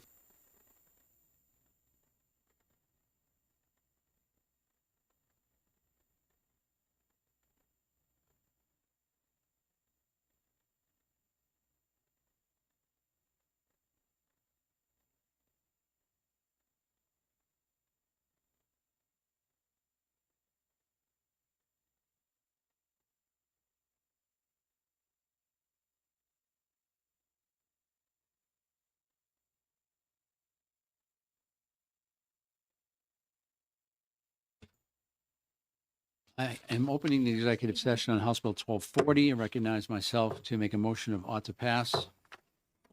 Seconded by Representative Rhodes. I'll speak to my motion. This bill was requested by law enforcement with regard to what is and what is not a deadly weapon. There were some issues charging, prosecuting cases, and the statute, the way it reads, is uses a deadly weapon as defined by RSA. And those, if you go to that RSA, it specifically lists certain deadly weapons. This changes it to, or uses what reasonably appeared to the victim to be a deadly weapon as defined by. So it doesn't necessarily have to actually be the thing. If it appears to be the thing, a person can understand that and act accordingly. They don't have to be able to prove it. It just has to appear to be one of those things.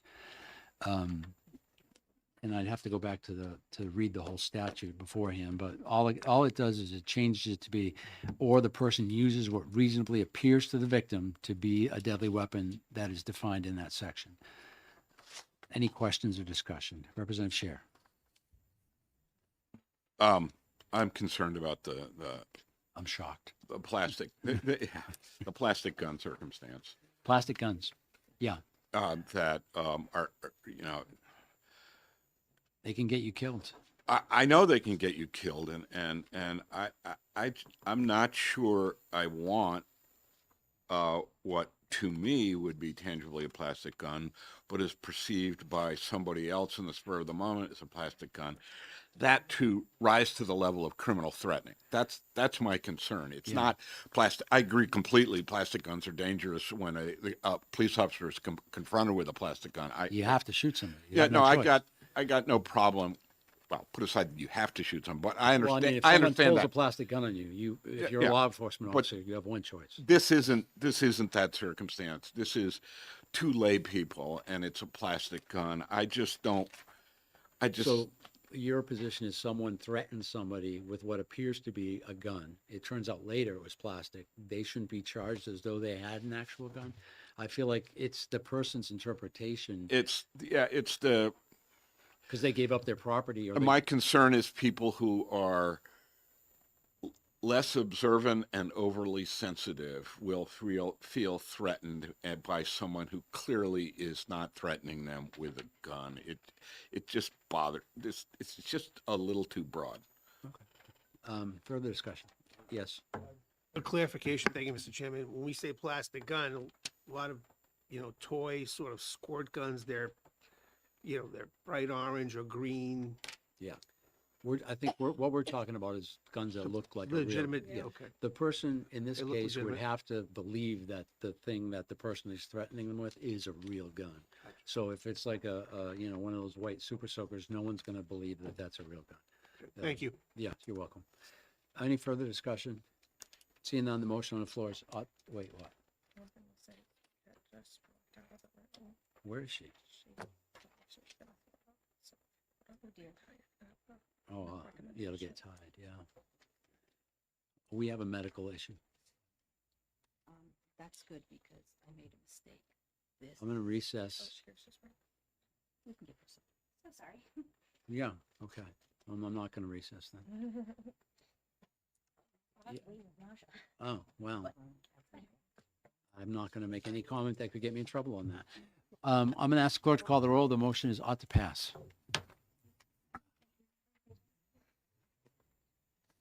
Vice Chair Rhodes, Yes. Representative Prue, Yes. Representative Lascelles, Yes. Representative Devoyd, Yes. Representative Paquette, Yes. Representative Saborn Deschwanier, Yes. Representative Sue Newman, No. Representative Juris, No. Representative Ray Newman, No.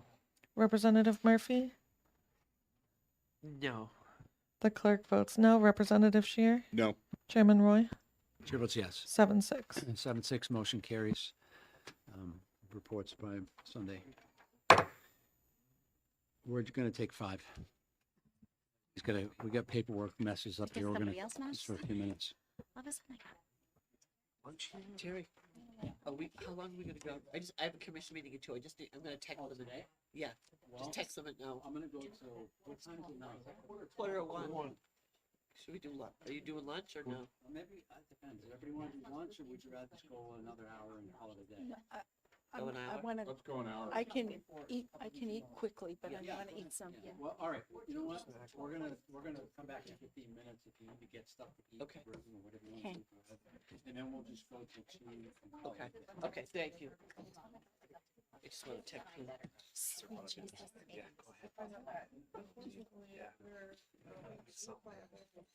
I know. I was like, All right. that would be terrible if I Lou, apparently, just go back. yes, great, but apparently. Okay, we'll go to the restroom. What do you say?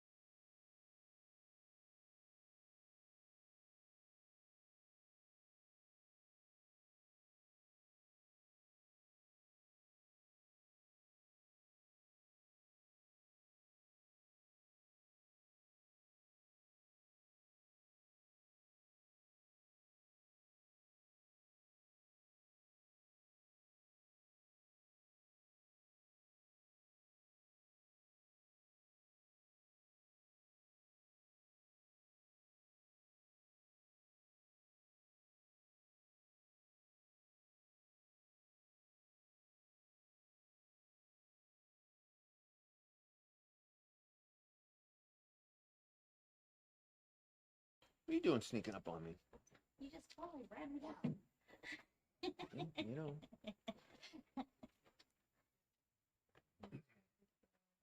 Yeah, we're just going down. Next up is 1244. Did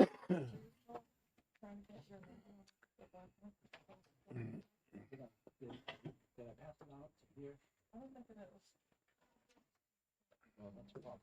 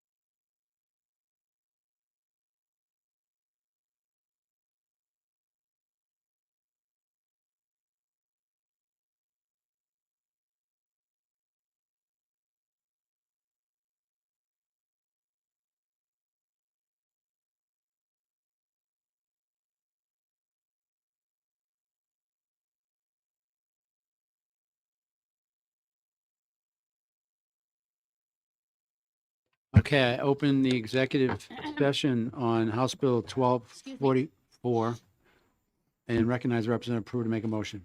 I move ITL. Second. Would you like to speak to your motion?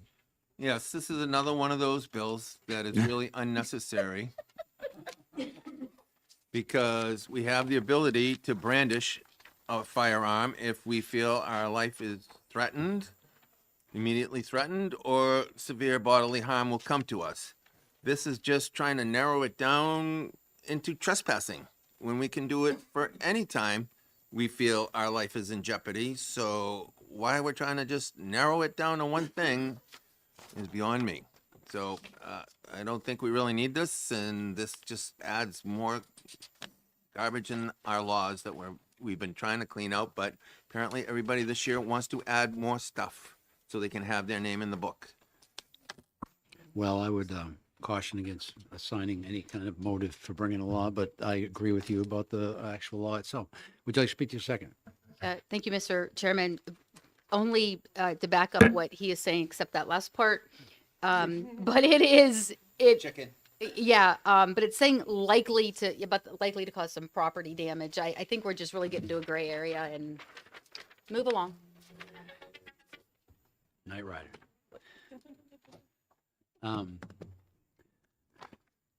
I would agree. I can't, if your life is threatened under the current law, you feel like you are in danger of your life, you are allowed to defend yourself and brandish a firearm. To say if you feel like your property is going to be damaged, like someone's going to kick your car, you're allowed to pull a firearm, that's taking it a little too far, because now it's not your life. Representative Scheer. I just want to on the record that I agree with Representative Prue, Rhodes, and the chair. It's a madhouse. Seeing no further discussion, I ask the clerk to call the roll. The motion is inexpedient to legislate. Vice Chair Rhodes? Yes. Representative Prue? Yes, please. Representative Lascelles? Yes. Representative Devoyd? Yes. Representative Paquette? Yes. Representative Saborn Deschenier? Yes. Representative Sue Newman? Yes. Representative Juris? Yes. Representative Ray Newman? Yes. Representative Murphy? Yes. The clerk votes yes. Representative Shear? Yes. Chairman Roy? Chair votes yes. 13-0. Any objection to consent? Seeing none, it will go on consent. I close the executive session.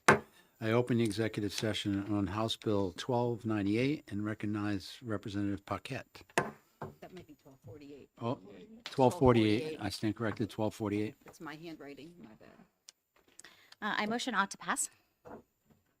Second. Seconded by Representative Rhodes. Would you like to speak to your motion? Sure. I support HB 1248 because it expands what counts as a prior offense within a 10-year look back period. It allows for certain drug or drug-related driving offenses to be treated as prior DUIs for repeat penalty purposes. I believe that repeat offenders should face appropriate consequences, and this helps close loopholes to strengthen accountability. Thank you. Would you like to speak to your second, Representative Rhodes? No, thanks. Discussion. Seeing none, I ask the clerk to call the roll. The motion is ought to pass. Vice Chair Rhodes? Yes. Representative Prue? Yes. Representative Lascelles? Yes. Representative Devoyd? Yes. Representative Paquette? Yes. Representative Saborn Deschenier? Yes.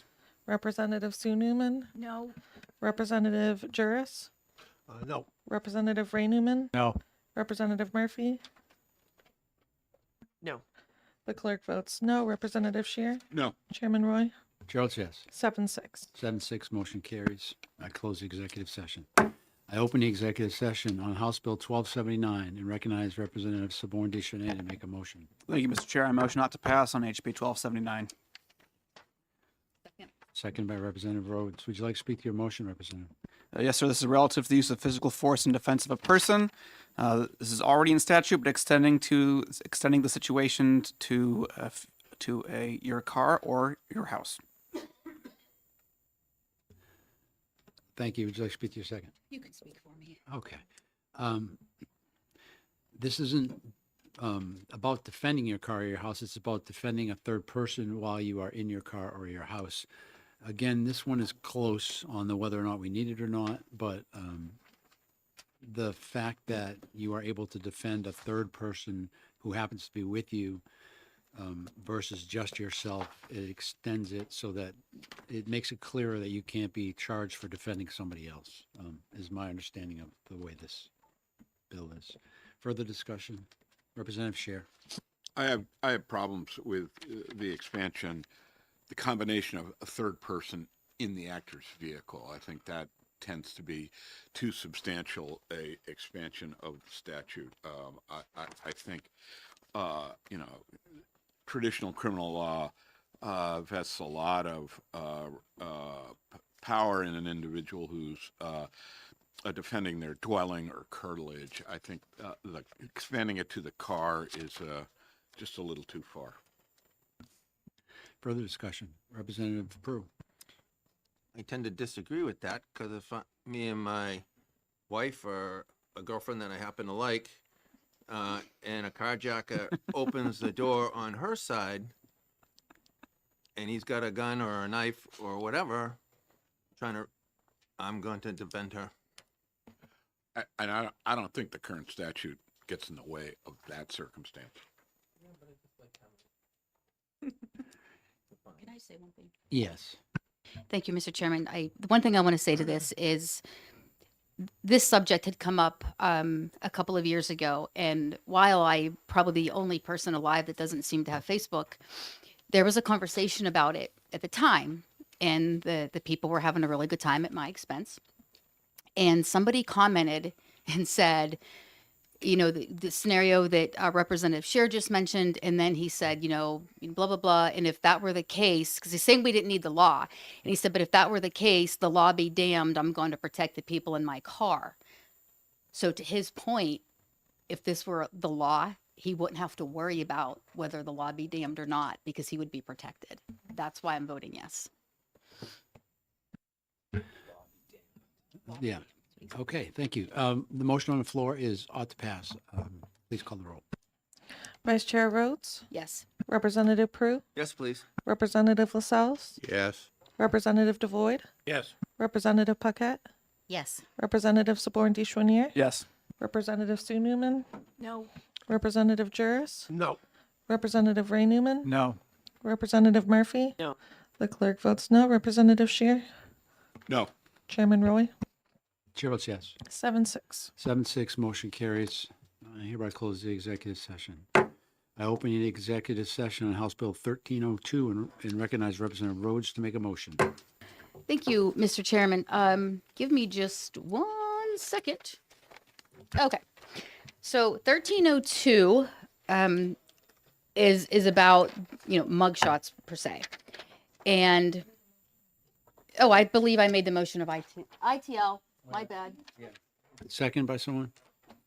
I'll second that. My bad. All right, now you can speak to the motion. Thank you, Mr. Chairman. My apologies to the committee.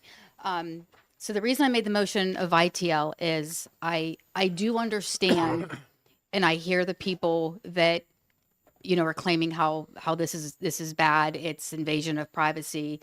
However, the problem that I have is this: crimes are crimes, and nowhere in any of the statute does it say it's not a crime if it's not considered to be violent.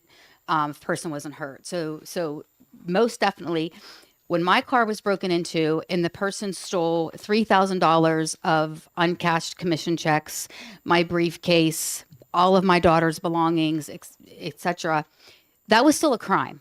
And it turned out that the person that did that was out on a breaking into a car spree. So that would not qualify under the section, because it would be considered a violent crime. That is absolutely a crime all day long. And then we heard from the retail associations, at least I did, that we do have the concern about the organized theft rings that are happening. If this were to pass, they would not have the tools at their disbursement to be able to effectively catch the person that they're trying to catch, or if they were arrested and the person was fleeing. So for those reasons, and I'd also like to point out there are only six states that have actually passed such legislation. There were 7, and they actually repealed it due to mass confusion, which I believe this would also create. Thank you. Further discussion. Representative Scheer. I guess I'm not sure I understand what Representative Rhodes is talking about. I don't. The issue here isn't is it a crime or not a crime. This just deals with post-arrest, as I read it, post-arrest photographic distribution. So I guess It does discuss about whose Yeah. photos for what crime they're charged, whether or not they can be distributed. Is that not true? It does. Yeah, but it doesn't matter whether it, if it counts, if they're arrested, it counts as a crime. And it just deals with the distribution of the photograph. That's all it deals with. I guess According to the crime. Right, so. According to the crime. What it says is it can be posted if it's a violent crime, but not if it's a non-violent crime. The discussion is why does it matter what the crime is? Either that it should be posted or not posted. Someone accused of a crime that's violent, they're just as innocent until proven guilty as someone who's accused of a misdemeanor. So there's some confusion about that. Representative Murray? Yes, thank you. I mean, if unequal treatment is the concern, then I would, support not publishing any of these photos. But I think, again, especially in the social media world in the year 2020, I almost said 2025, 2026, when we're posting these pictures online, in Manchester, we have Manchester Information or whatever, we're posting from the state police. those people are getting judged by a jury of their peers outside of the court and are often finding immediate ramifications in their personal life. And I think we need to be really intentional about when we're exposing people to those consequences before they have been convicted of those crimes. It's a type of social, like a social death, that we're putting them up for. And I think unless someone has committed the kind of crime that the public needs to be notified that there's someone that's potentially dangerous in their community, I don't see why we should be putting people on blast publicly, potentially irreparably harming their reputation for crimes that it has not been confirmed that they committed. Especially again in the year where we have social media so prevalent and all these pictures are getting spread very quickly. It's very different from when an image might have been in a newspaper and then that was that. These are getting shared and emailed all over the place. And I just think we need to be more thoughtful about the impacts that can have on people.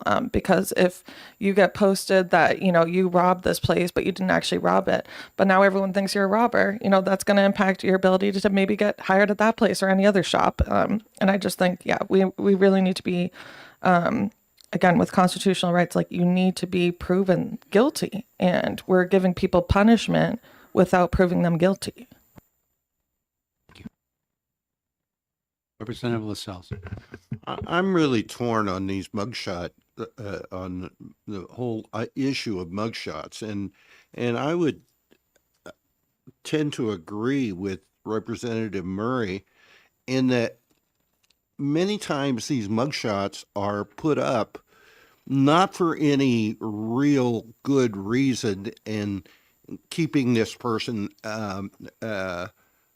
out of the public eye or to help catch them or anything. It's just lurid public interest, and that's all it is. And they haven't been convicted of something. So I'm torn. I see the intention of the bill, but I'm torn by the presence of these mugshots forever and ever on social media when somebody hasn't been convicted of anything to that point. Thank you. Further discussion? I would I would say that I agree to an extent, but there's a lot of things that got to be considered. It always used to be, you'd have your arrest blotter. That was what was released to the press, and every day the press would come in and pick up who got arrested last night. That was put in the paper, and that's there for a good reason, because the government otherwise can just disappear people. You don't know, why they got arrested, who arrested them. There's a public interest in knowing that people are being arrested and why. But I don't believe that our laws, even up to the First Amendment, for the press, or contemplated social media when it was written. It couldn't have. And people have been and are being canceled because of things they're accused of that they later may have been proven innocent by. And it does skew our concept of law that everyone is innocent until proven guilty. When they are put out there, it is assumed they are guilty. And it does have impacts. They can be fired right away because this is an at-will state. So I do think we need to address this issue. My concern was, as Representative Rhodes said, why are we starting to delineate? Some people can be posted, some people can't, depending on the level of crime they did. I don't see why their rights are any less important than the other person's. Representative Scheer.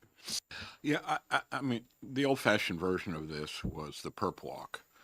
That was the effort on the part of police to display somebody and have the press take pictures of them, whether they after arrest.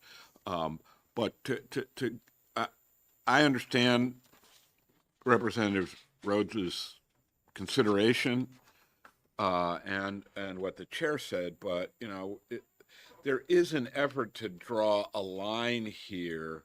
There are some circumstances where certain kinds of people, we want to alert the press if they're the general citizenry, if there's a real concern of danger from this person. And I think it's an imperfect drawing of the line to make that distinction, nonviolent offense versus violent offense. But to be honest with you, if we're not going to draw that particular line, we should just have no distinction made, no post-arrest photos. And I'm more than willing, if I hear any support for it, I'm more than willing to file an amendment to get rid of that distinction. It would, there would be some people that would be interested in that, but we would need to, it'd have to be a hefty amendment. I would need to see that there were exceptions for the police needing to find somebody, like a wanted person. I mean, it needs to be pretty in-depth. I'll give a shot at it. I thought we did a bill like this already, last or 2 years ago. I think we've talked about it before, but not while I was on the committee. Okay, all right. I was only an honorary member at that point. Okay. Well, I know there are several members of my side of the caucus that would be interested if it was changed, that would vote for it. So See, if whoever has I ideas know about Matt and Rich would. what exceptions you would want in there to make this work, I'd love to hear it. I would just personally, I would think if someone has been arrested and they're not looking for them, I can't think of a reason why we would need their photos on the internet. I see this in Manchester all the time. I see last night we arrested this person, this person, and this person. And there's their picture at their very worst moment in their life.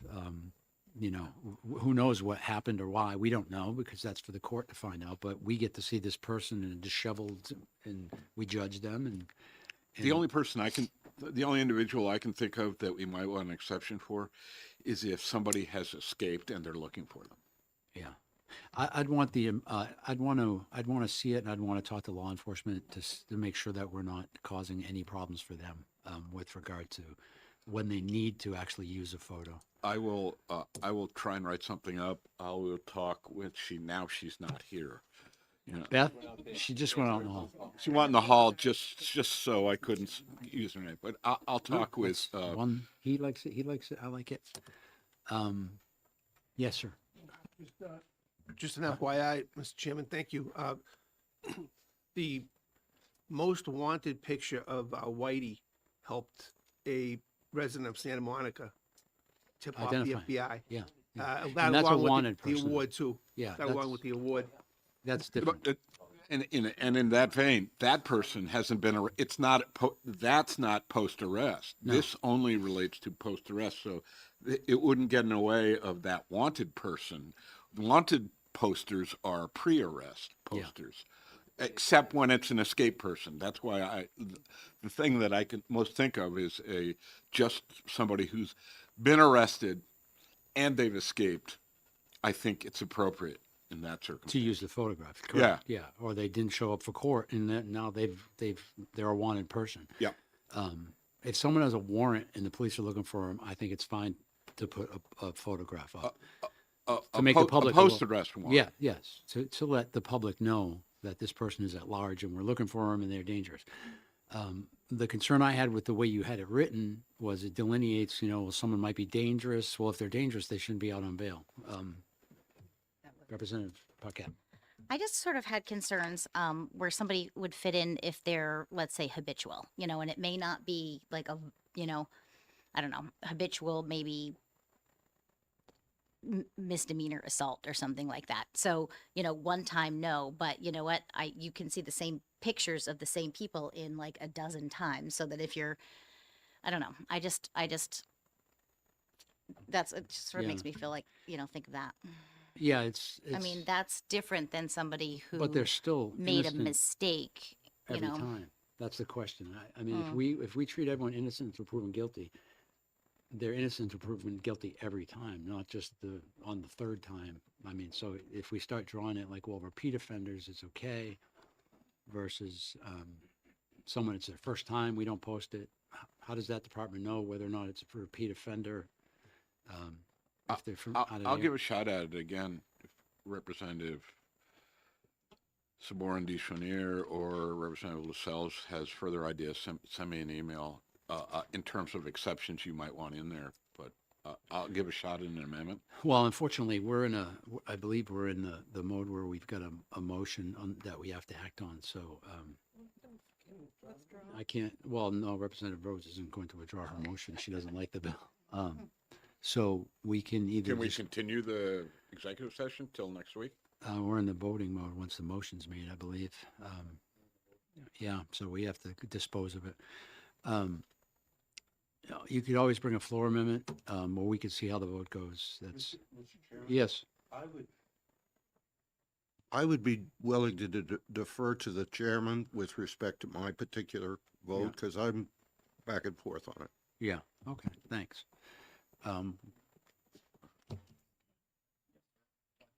Yeah, Now okay. we're here. So I guess there will be no amendment.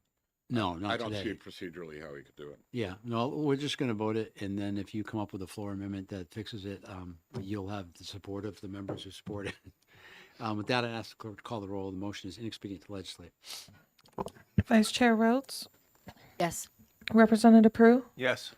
Representative Lascelles, Yes, Representative Devoyd, Yes. Representative Paquette, Yes. Representative Sporn Deschenier, Yes. Representative Sue Newman, No. Representative Juris, No. Representative Ray Newman, No. Representative Murphy. No. The clerk votes no. Representative Shear, No. Chairman Roy, Chair votes yes. 7-6. 7-6, motion carries. I close the executive session. Sure. 1236, which was 11 to 2, and we decided to put it on consent. Does that mean, I'm doing this in his interest, that Representative Warren Deschenier doesn't need to do a majority? If it's on consent, no, he does not. I don't believe so. He may, no, you have to do a majority report. I mean, a minority. Yeah, you always have to do a majority report, but never, you don't have, yeah, yeah, oh, yeah. Just so people know. It's in the calendar. You can look at, it says bills on consent, yeah. I wish it was that way, believe me. Okay, what's next, Jen? 1308? Is that 15 or 13? 13. It's 13, but there was. Is that theirs? Somebody's doing an amendment, and I don't know. Whose bill is it? was you and David. Yeah, didn't you work with Muse? Oh, was that, wait, please hold, was that the Yeah. one about the buses? Yeah.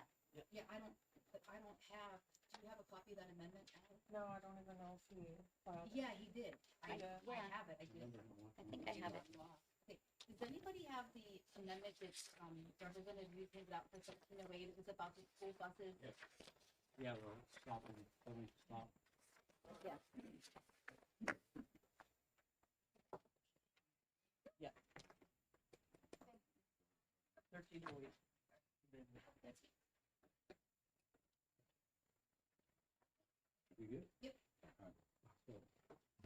I hereby open the executive session on House Bill 1308, and I recognize Representative Rhodes to make a motion. Thank you, Mr. Chairman. I would like to offer amendment 0523H. Second. You got it? Okay. Would you like to speak to your motion? Yes, thank you, Mr. Chairman. So this particular day, we had two bills back to back that had to do with passing school buses illegally. And the first bill, and I would ask you just if it's okay to kind of talk about them both at the same time because we combined them to be one bill. So the first bill had to do with increasing the penalties for passing a school bus. Basically, the argument being they're large, they're yellow, they have flashing lights. They even now have an arm that comes out with a stop sign that says stop on it. And a lot of times those are actually have reflectors and they're lit up. And we learned during the public hearing that maybe it's just people in their hurry or just completely disregarding other people and safety. They're either passing the school buses or they're passing them when they're coming towards them, and children are getting seriously hurt, and unfortunately some have died. So that was the first bill, and it increased the penalties as you went up, first, second, and third time to loss of license, etc. Then the second bill we had, had to do with allowing the schools to actually put the high resolution cameras on the actual arm of the bus so that they're able to capture the traffic. So that day, after both of the bills were heard, we did ask Representative Ewerly, if I'm pronouncing it properly, to explain the difference in those two bills because we all had questions regarding those. And so what we decided to do, instead of passing two separate bills that were together, we amended them to be together.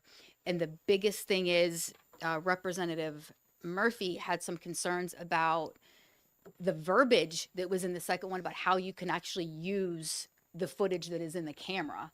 So that was what was amended out of that bill, put into this bill that says that you're allowed to use that footage to either identify the driver so that we're not issuing a summons to somebody that wasn't even driving their own car that day. And that really is the gist of it. It's two bills coming together, and hopefully we can stop stuff. Thank you. Representative Murray, would you like to speak to your second? Thank you, Mr. Chair. I believe Representative Rhodes covered it very well, and I'm glad to see us taking some action on this because this is definitely a problem in Manchester. I've seen people in my own neighborhood drive past the buses, and it stresses me out every time, and I definitely don't want to be encouraging that behavior. So I think it's good we're taking a stronger stance against it. Thank you. Further discussion? Yes, Representative Murphy.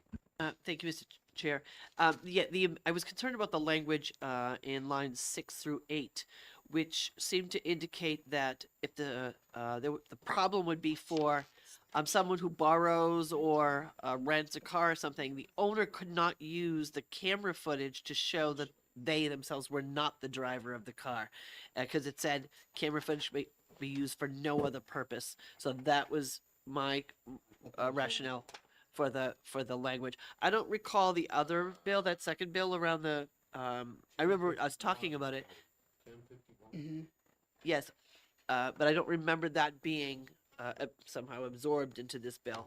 But I remember much discussion about it and trying to just make sure that the language of this one was something that we could all agree on. Representative Murray, didn't you just mention the camera footage being used to her concern? Oh, yes, but yeah, it was just was it high intensity cameras or something was the other bill.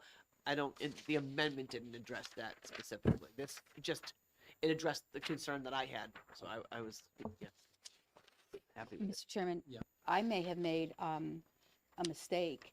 So I believe the amendment that we have here, I did make a mistake. This is not even addressing the first bill about increasing the fines. And one of the other things. Yeah, but we're going to have to obviously keep them separate because I apologize. Well, again, 93 bills. So this bill is addressing the 1308 is addressing the penalty, the increased penalties. This amendment does not address the penalties at all. So are we still keeping all of those? We're just adding this to it, right? Should I speak? It's mine and It's not a replace all. no, it's not a amendment. replace all. Yeah, so it's just that section. So, So it we're kept still everything else. we're still Correct. passing the first part. Yes. And then we're going to have to make an ITL motion for that second bill because that is here now. Did we also address getting a subpoena? Because in the original, it only mentioned to the county attorney, and the police departments couldn't get that camera footage. And that was the delay and why people weren't getting arrested for We'll it. have to look at it and see.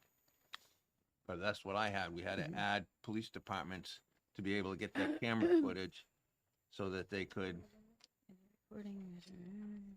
So it's not a replace all amendment. We're keeping the first part of Representative Guyason's bill with all the Huh? penalties. Yeah, but we didn't address the issue about Right. getting the camera. That's what footage. he's asking. I'm looking to see. No, I think so they that is wanted to addressed change in it, the but do amendment. A subpoena instead of a warrant. Because no, the amendment fixes that because it amends paragraph 1A, and says shall be made available by subpoena to law enforcement and the county attorney. Yeah. So it's fixed, right? Yeah, hold on Yeah. a second. Okay. That's in, I don't have the amendment for some Well, reason. that's it right there. Well, I see. Oh, yeah, you don't have I your own copy. I don't have my own copy. Okay, so, My issue. so Representative Rhodes, Yes, sir. that, when taken with the entire bill, fixes the issue and it's fine. Is that correct? Yes, we'll have to make a separate motion, Mr. Chairman, to ITL the other bill though, because it would still be hanging out there. Okay, well, if we need to change anything with that bill, we can. So, okay. Yep. We're good? Representative Lascelles? Yes, just a point of clarification. We seem to be on the school bus issue. We seem to be jumping through hoops to prove that just the fact that a license plate reader or whatever could tell who the owner of the car is, we have to then prove that that owner was driving the car. What is the status of the law where we say we don't care who's driving the car? If you own the car and you allow somebody else to drive that car and they make the issue, they make the offense, then we're still going to hold you responsible. Is that possible? No. Lord. No, thankfully not.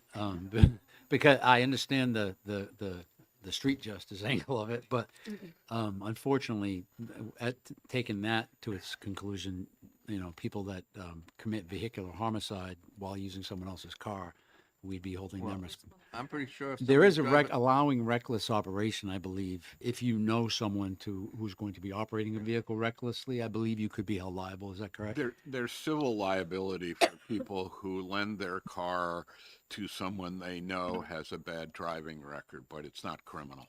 So they could still be sued or what have you, but not criminally charged. Representative Prue. I'm pretty sure if I loaned my car to somebody and they got in trouble with my car, I'd be the first one to rat them out that they were driving my car and it wasn't me. Just Representative Newman. saying. So if you're borrowing my car. I just have a question about somebody that was driving a car and they have speed determined by aircraft. Is that the same issue here? Not this bill. so I don't know. Because you can't identify who is the driver of the car. Well, that's why they have a car pull them over. They're always, you never get a ticket just based on the plane. The trooper, then they call down and say, pull over the white Ford, and that's how that goes. Okay. Everybody good? With that, I'd ask the clerk to call the roll. The motion is to adopt the amendment. Vice Chair Rhodes, Yes. Representative Prue, Yes. Representative Lascelles, Yes. Representative Devoyd, Yes. Representative Paquette, Yes. Representative Saborn Deschwanier, Yes. Representative Sue Newman, Yes. Representative Juris, Yes. Representative Ray Newman, Yes. Representative Murphy, Yes. Clerk votes yes. Representative Shear, Yes. Chairman Roy, Chair votes yes.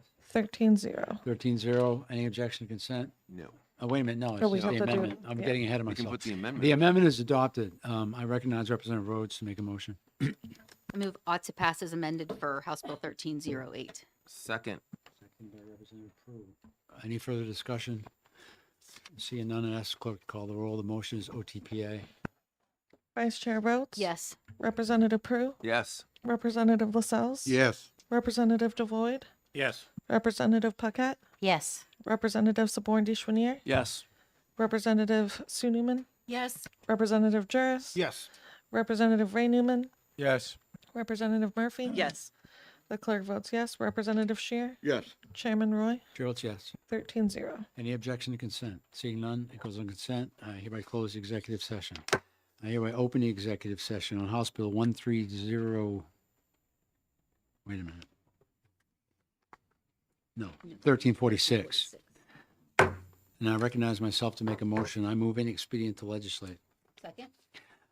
I'll speak to my motion. We already did this bill last year and it was signed,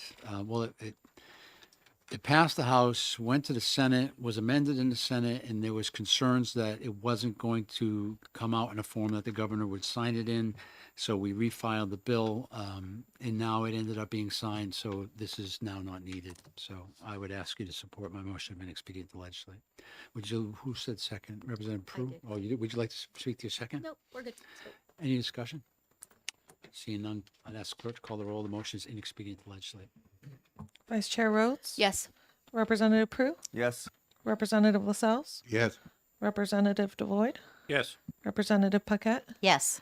Representative Saborn Deschwanier, Yes. Representative Sue Newman, Yes. Representative Juris, Yes. Representative Ray Newman, Yes. Representative Murphy. Yes. The clerk votes yes. Representative Shear, Yes. Chairman Roy, Chair votes yes. 13-0. Any objection to consent? Seeing none, we'll go on consent. I hereby close the executive session. I open the executive session on House Bill 1348 and recognize myself to make a motion. I move ought to pass. Second. Seconded by Representative Prue. I'll speak to my motion. We all recall the interesting testimony regarding the cadaver dogs and the need for them to have the ability to obscure and dispose of human remains to train the dogs.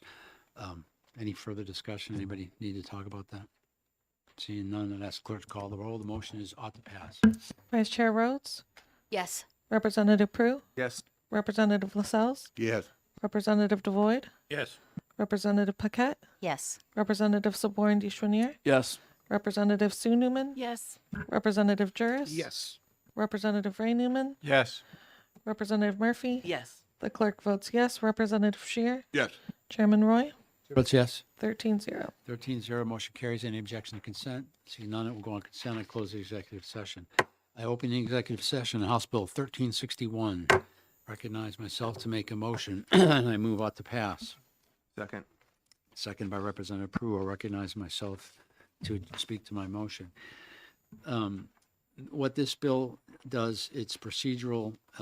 It's about the signing off on the return for the search warrants, particularly with electronics.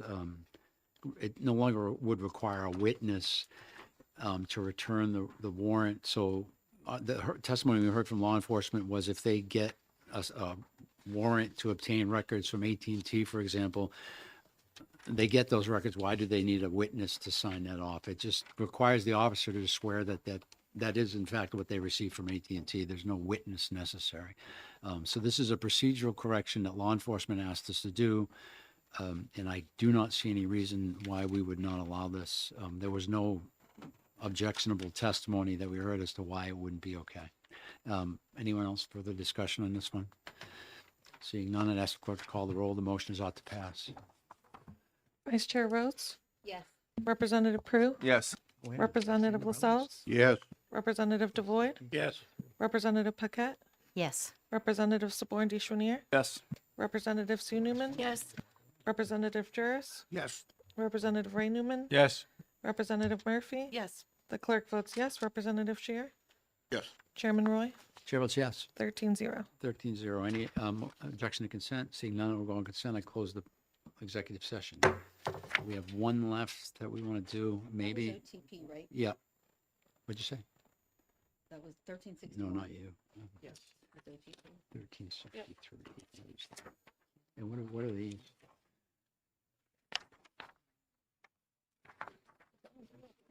Huh? We are. 1366. I don't have 13. I'm looking it up now to see what it is.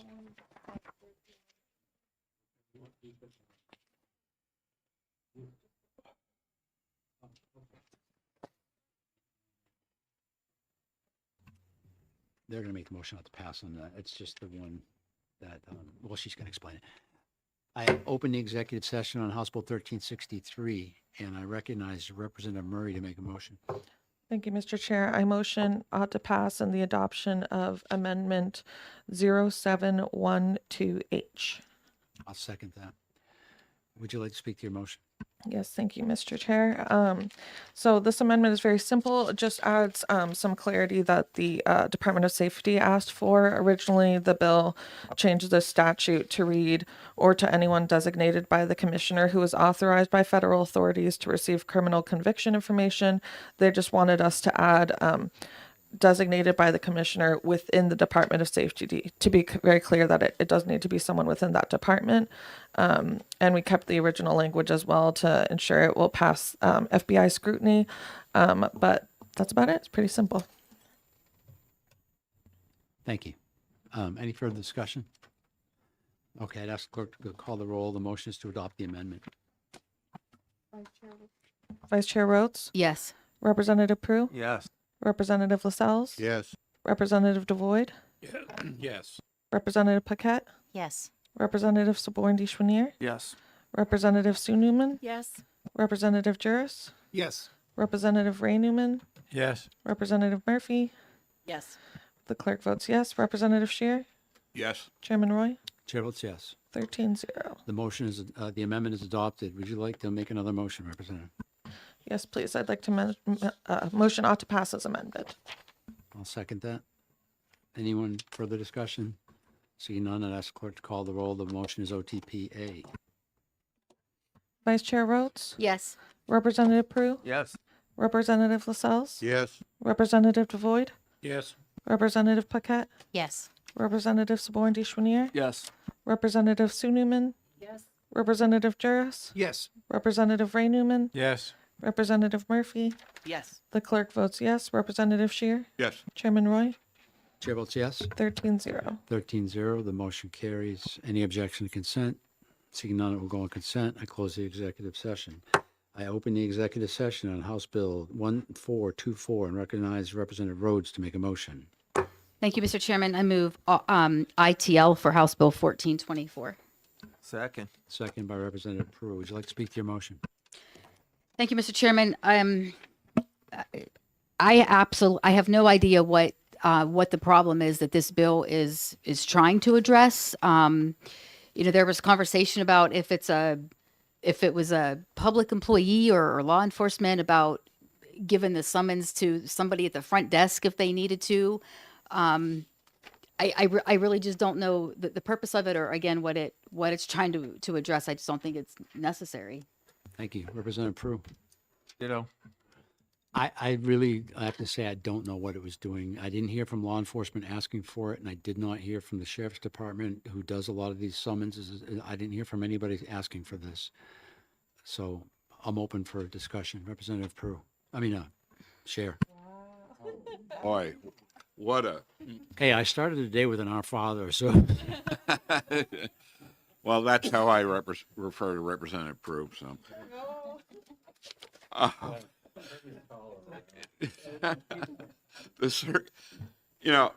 In theory, the circumstance used to be, back in the 80s, the circumstance used to be if I wanted to subpoena a police officer to testify for the defense on a particular issue, they would not be they would never be at the station, it'd be impossible. But long ago, the public defender's office negotiated with, pretty much every police department.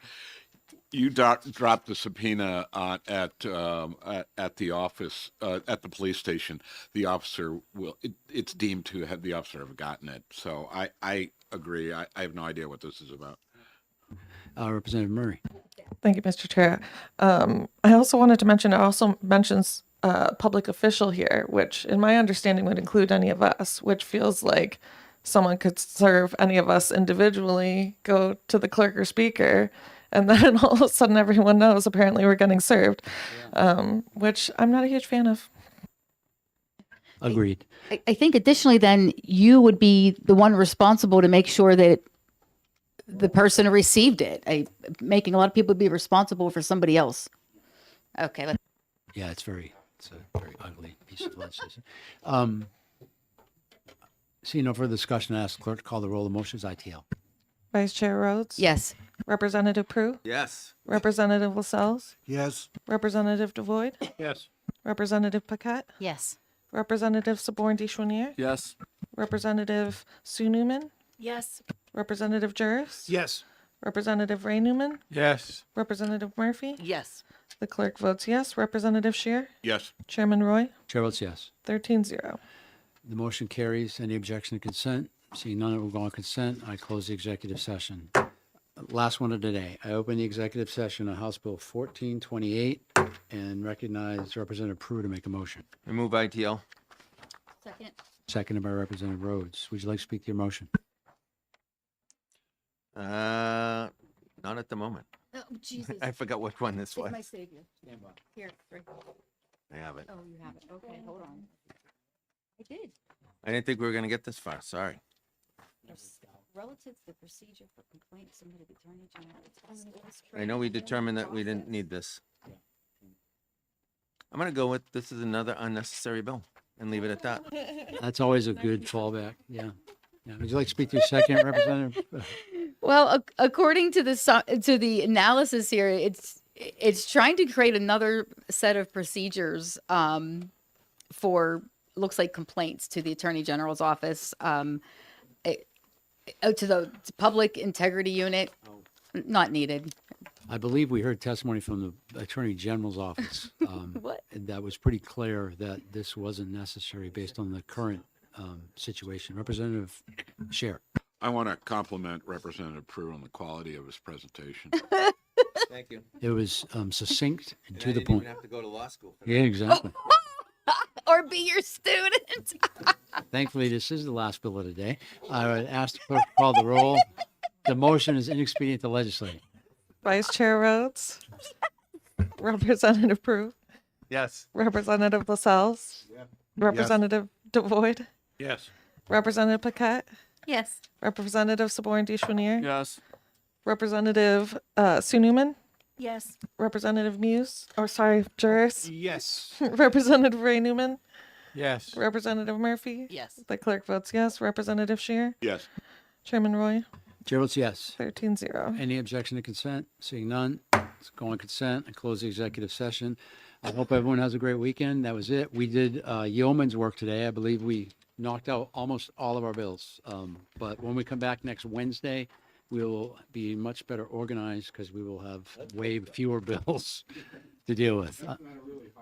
It's not, but I like to set attainable goals. So that's yeah. And next week, I will shake up the prayer list for next week as well.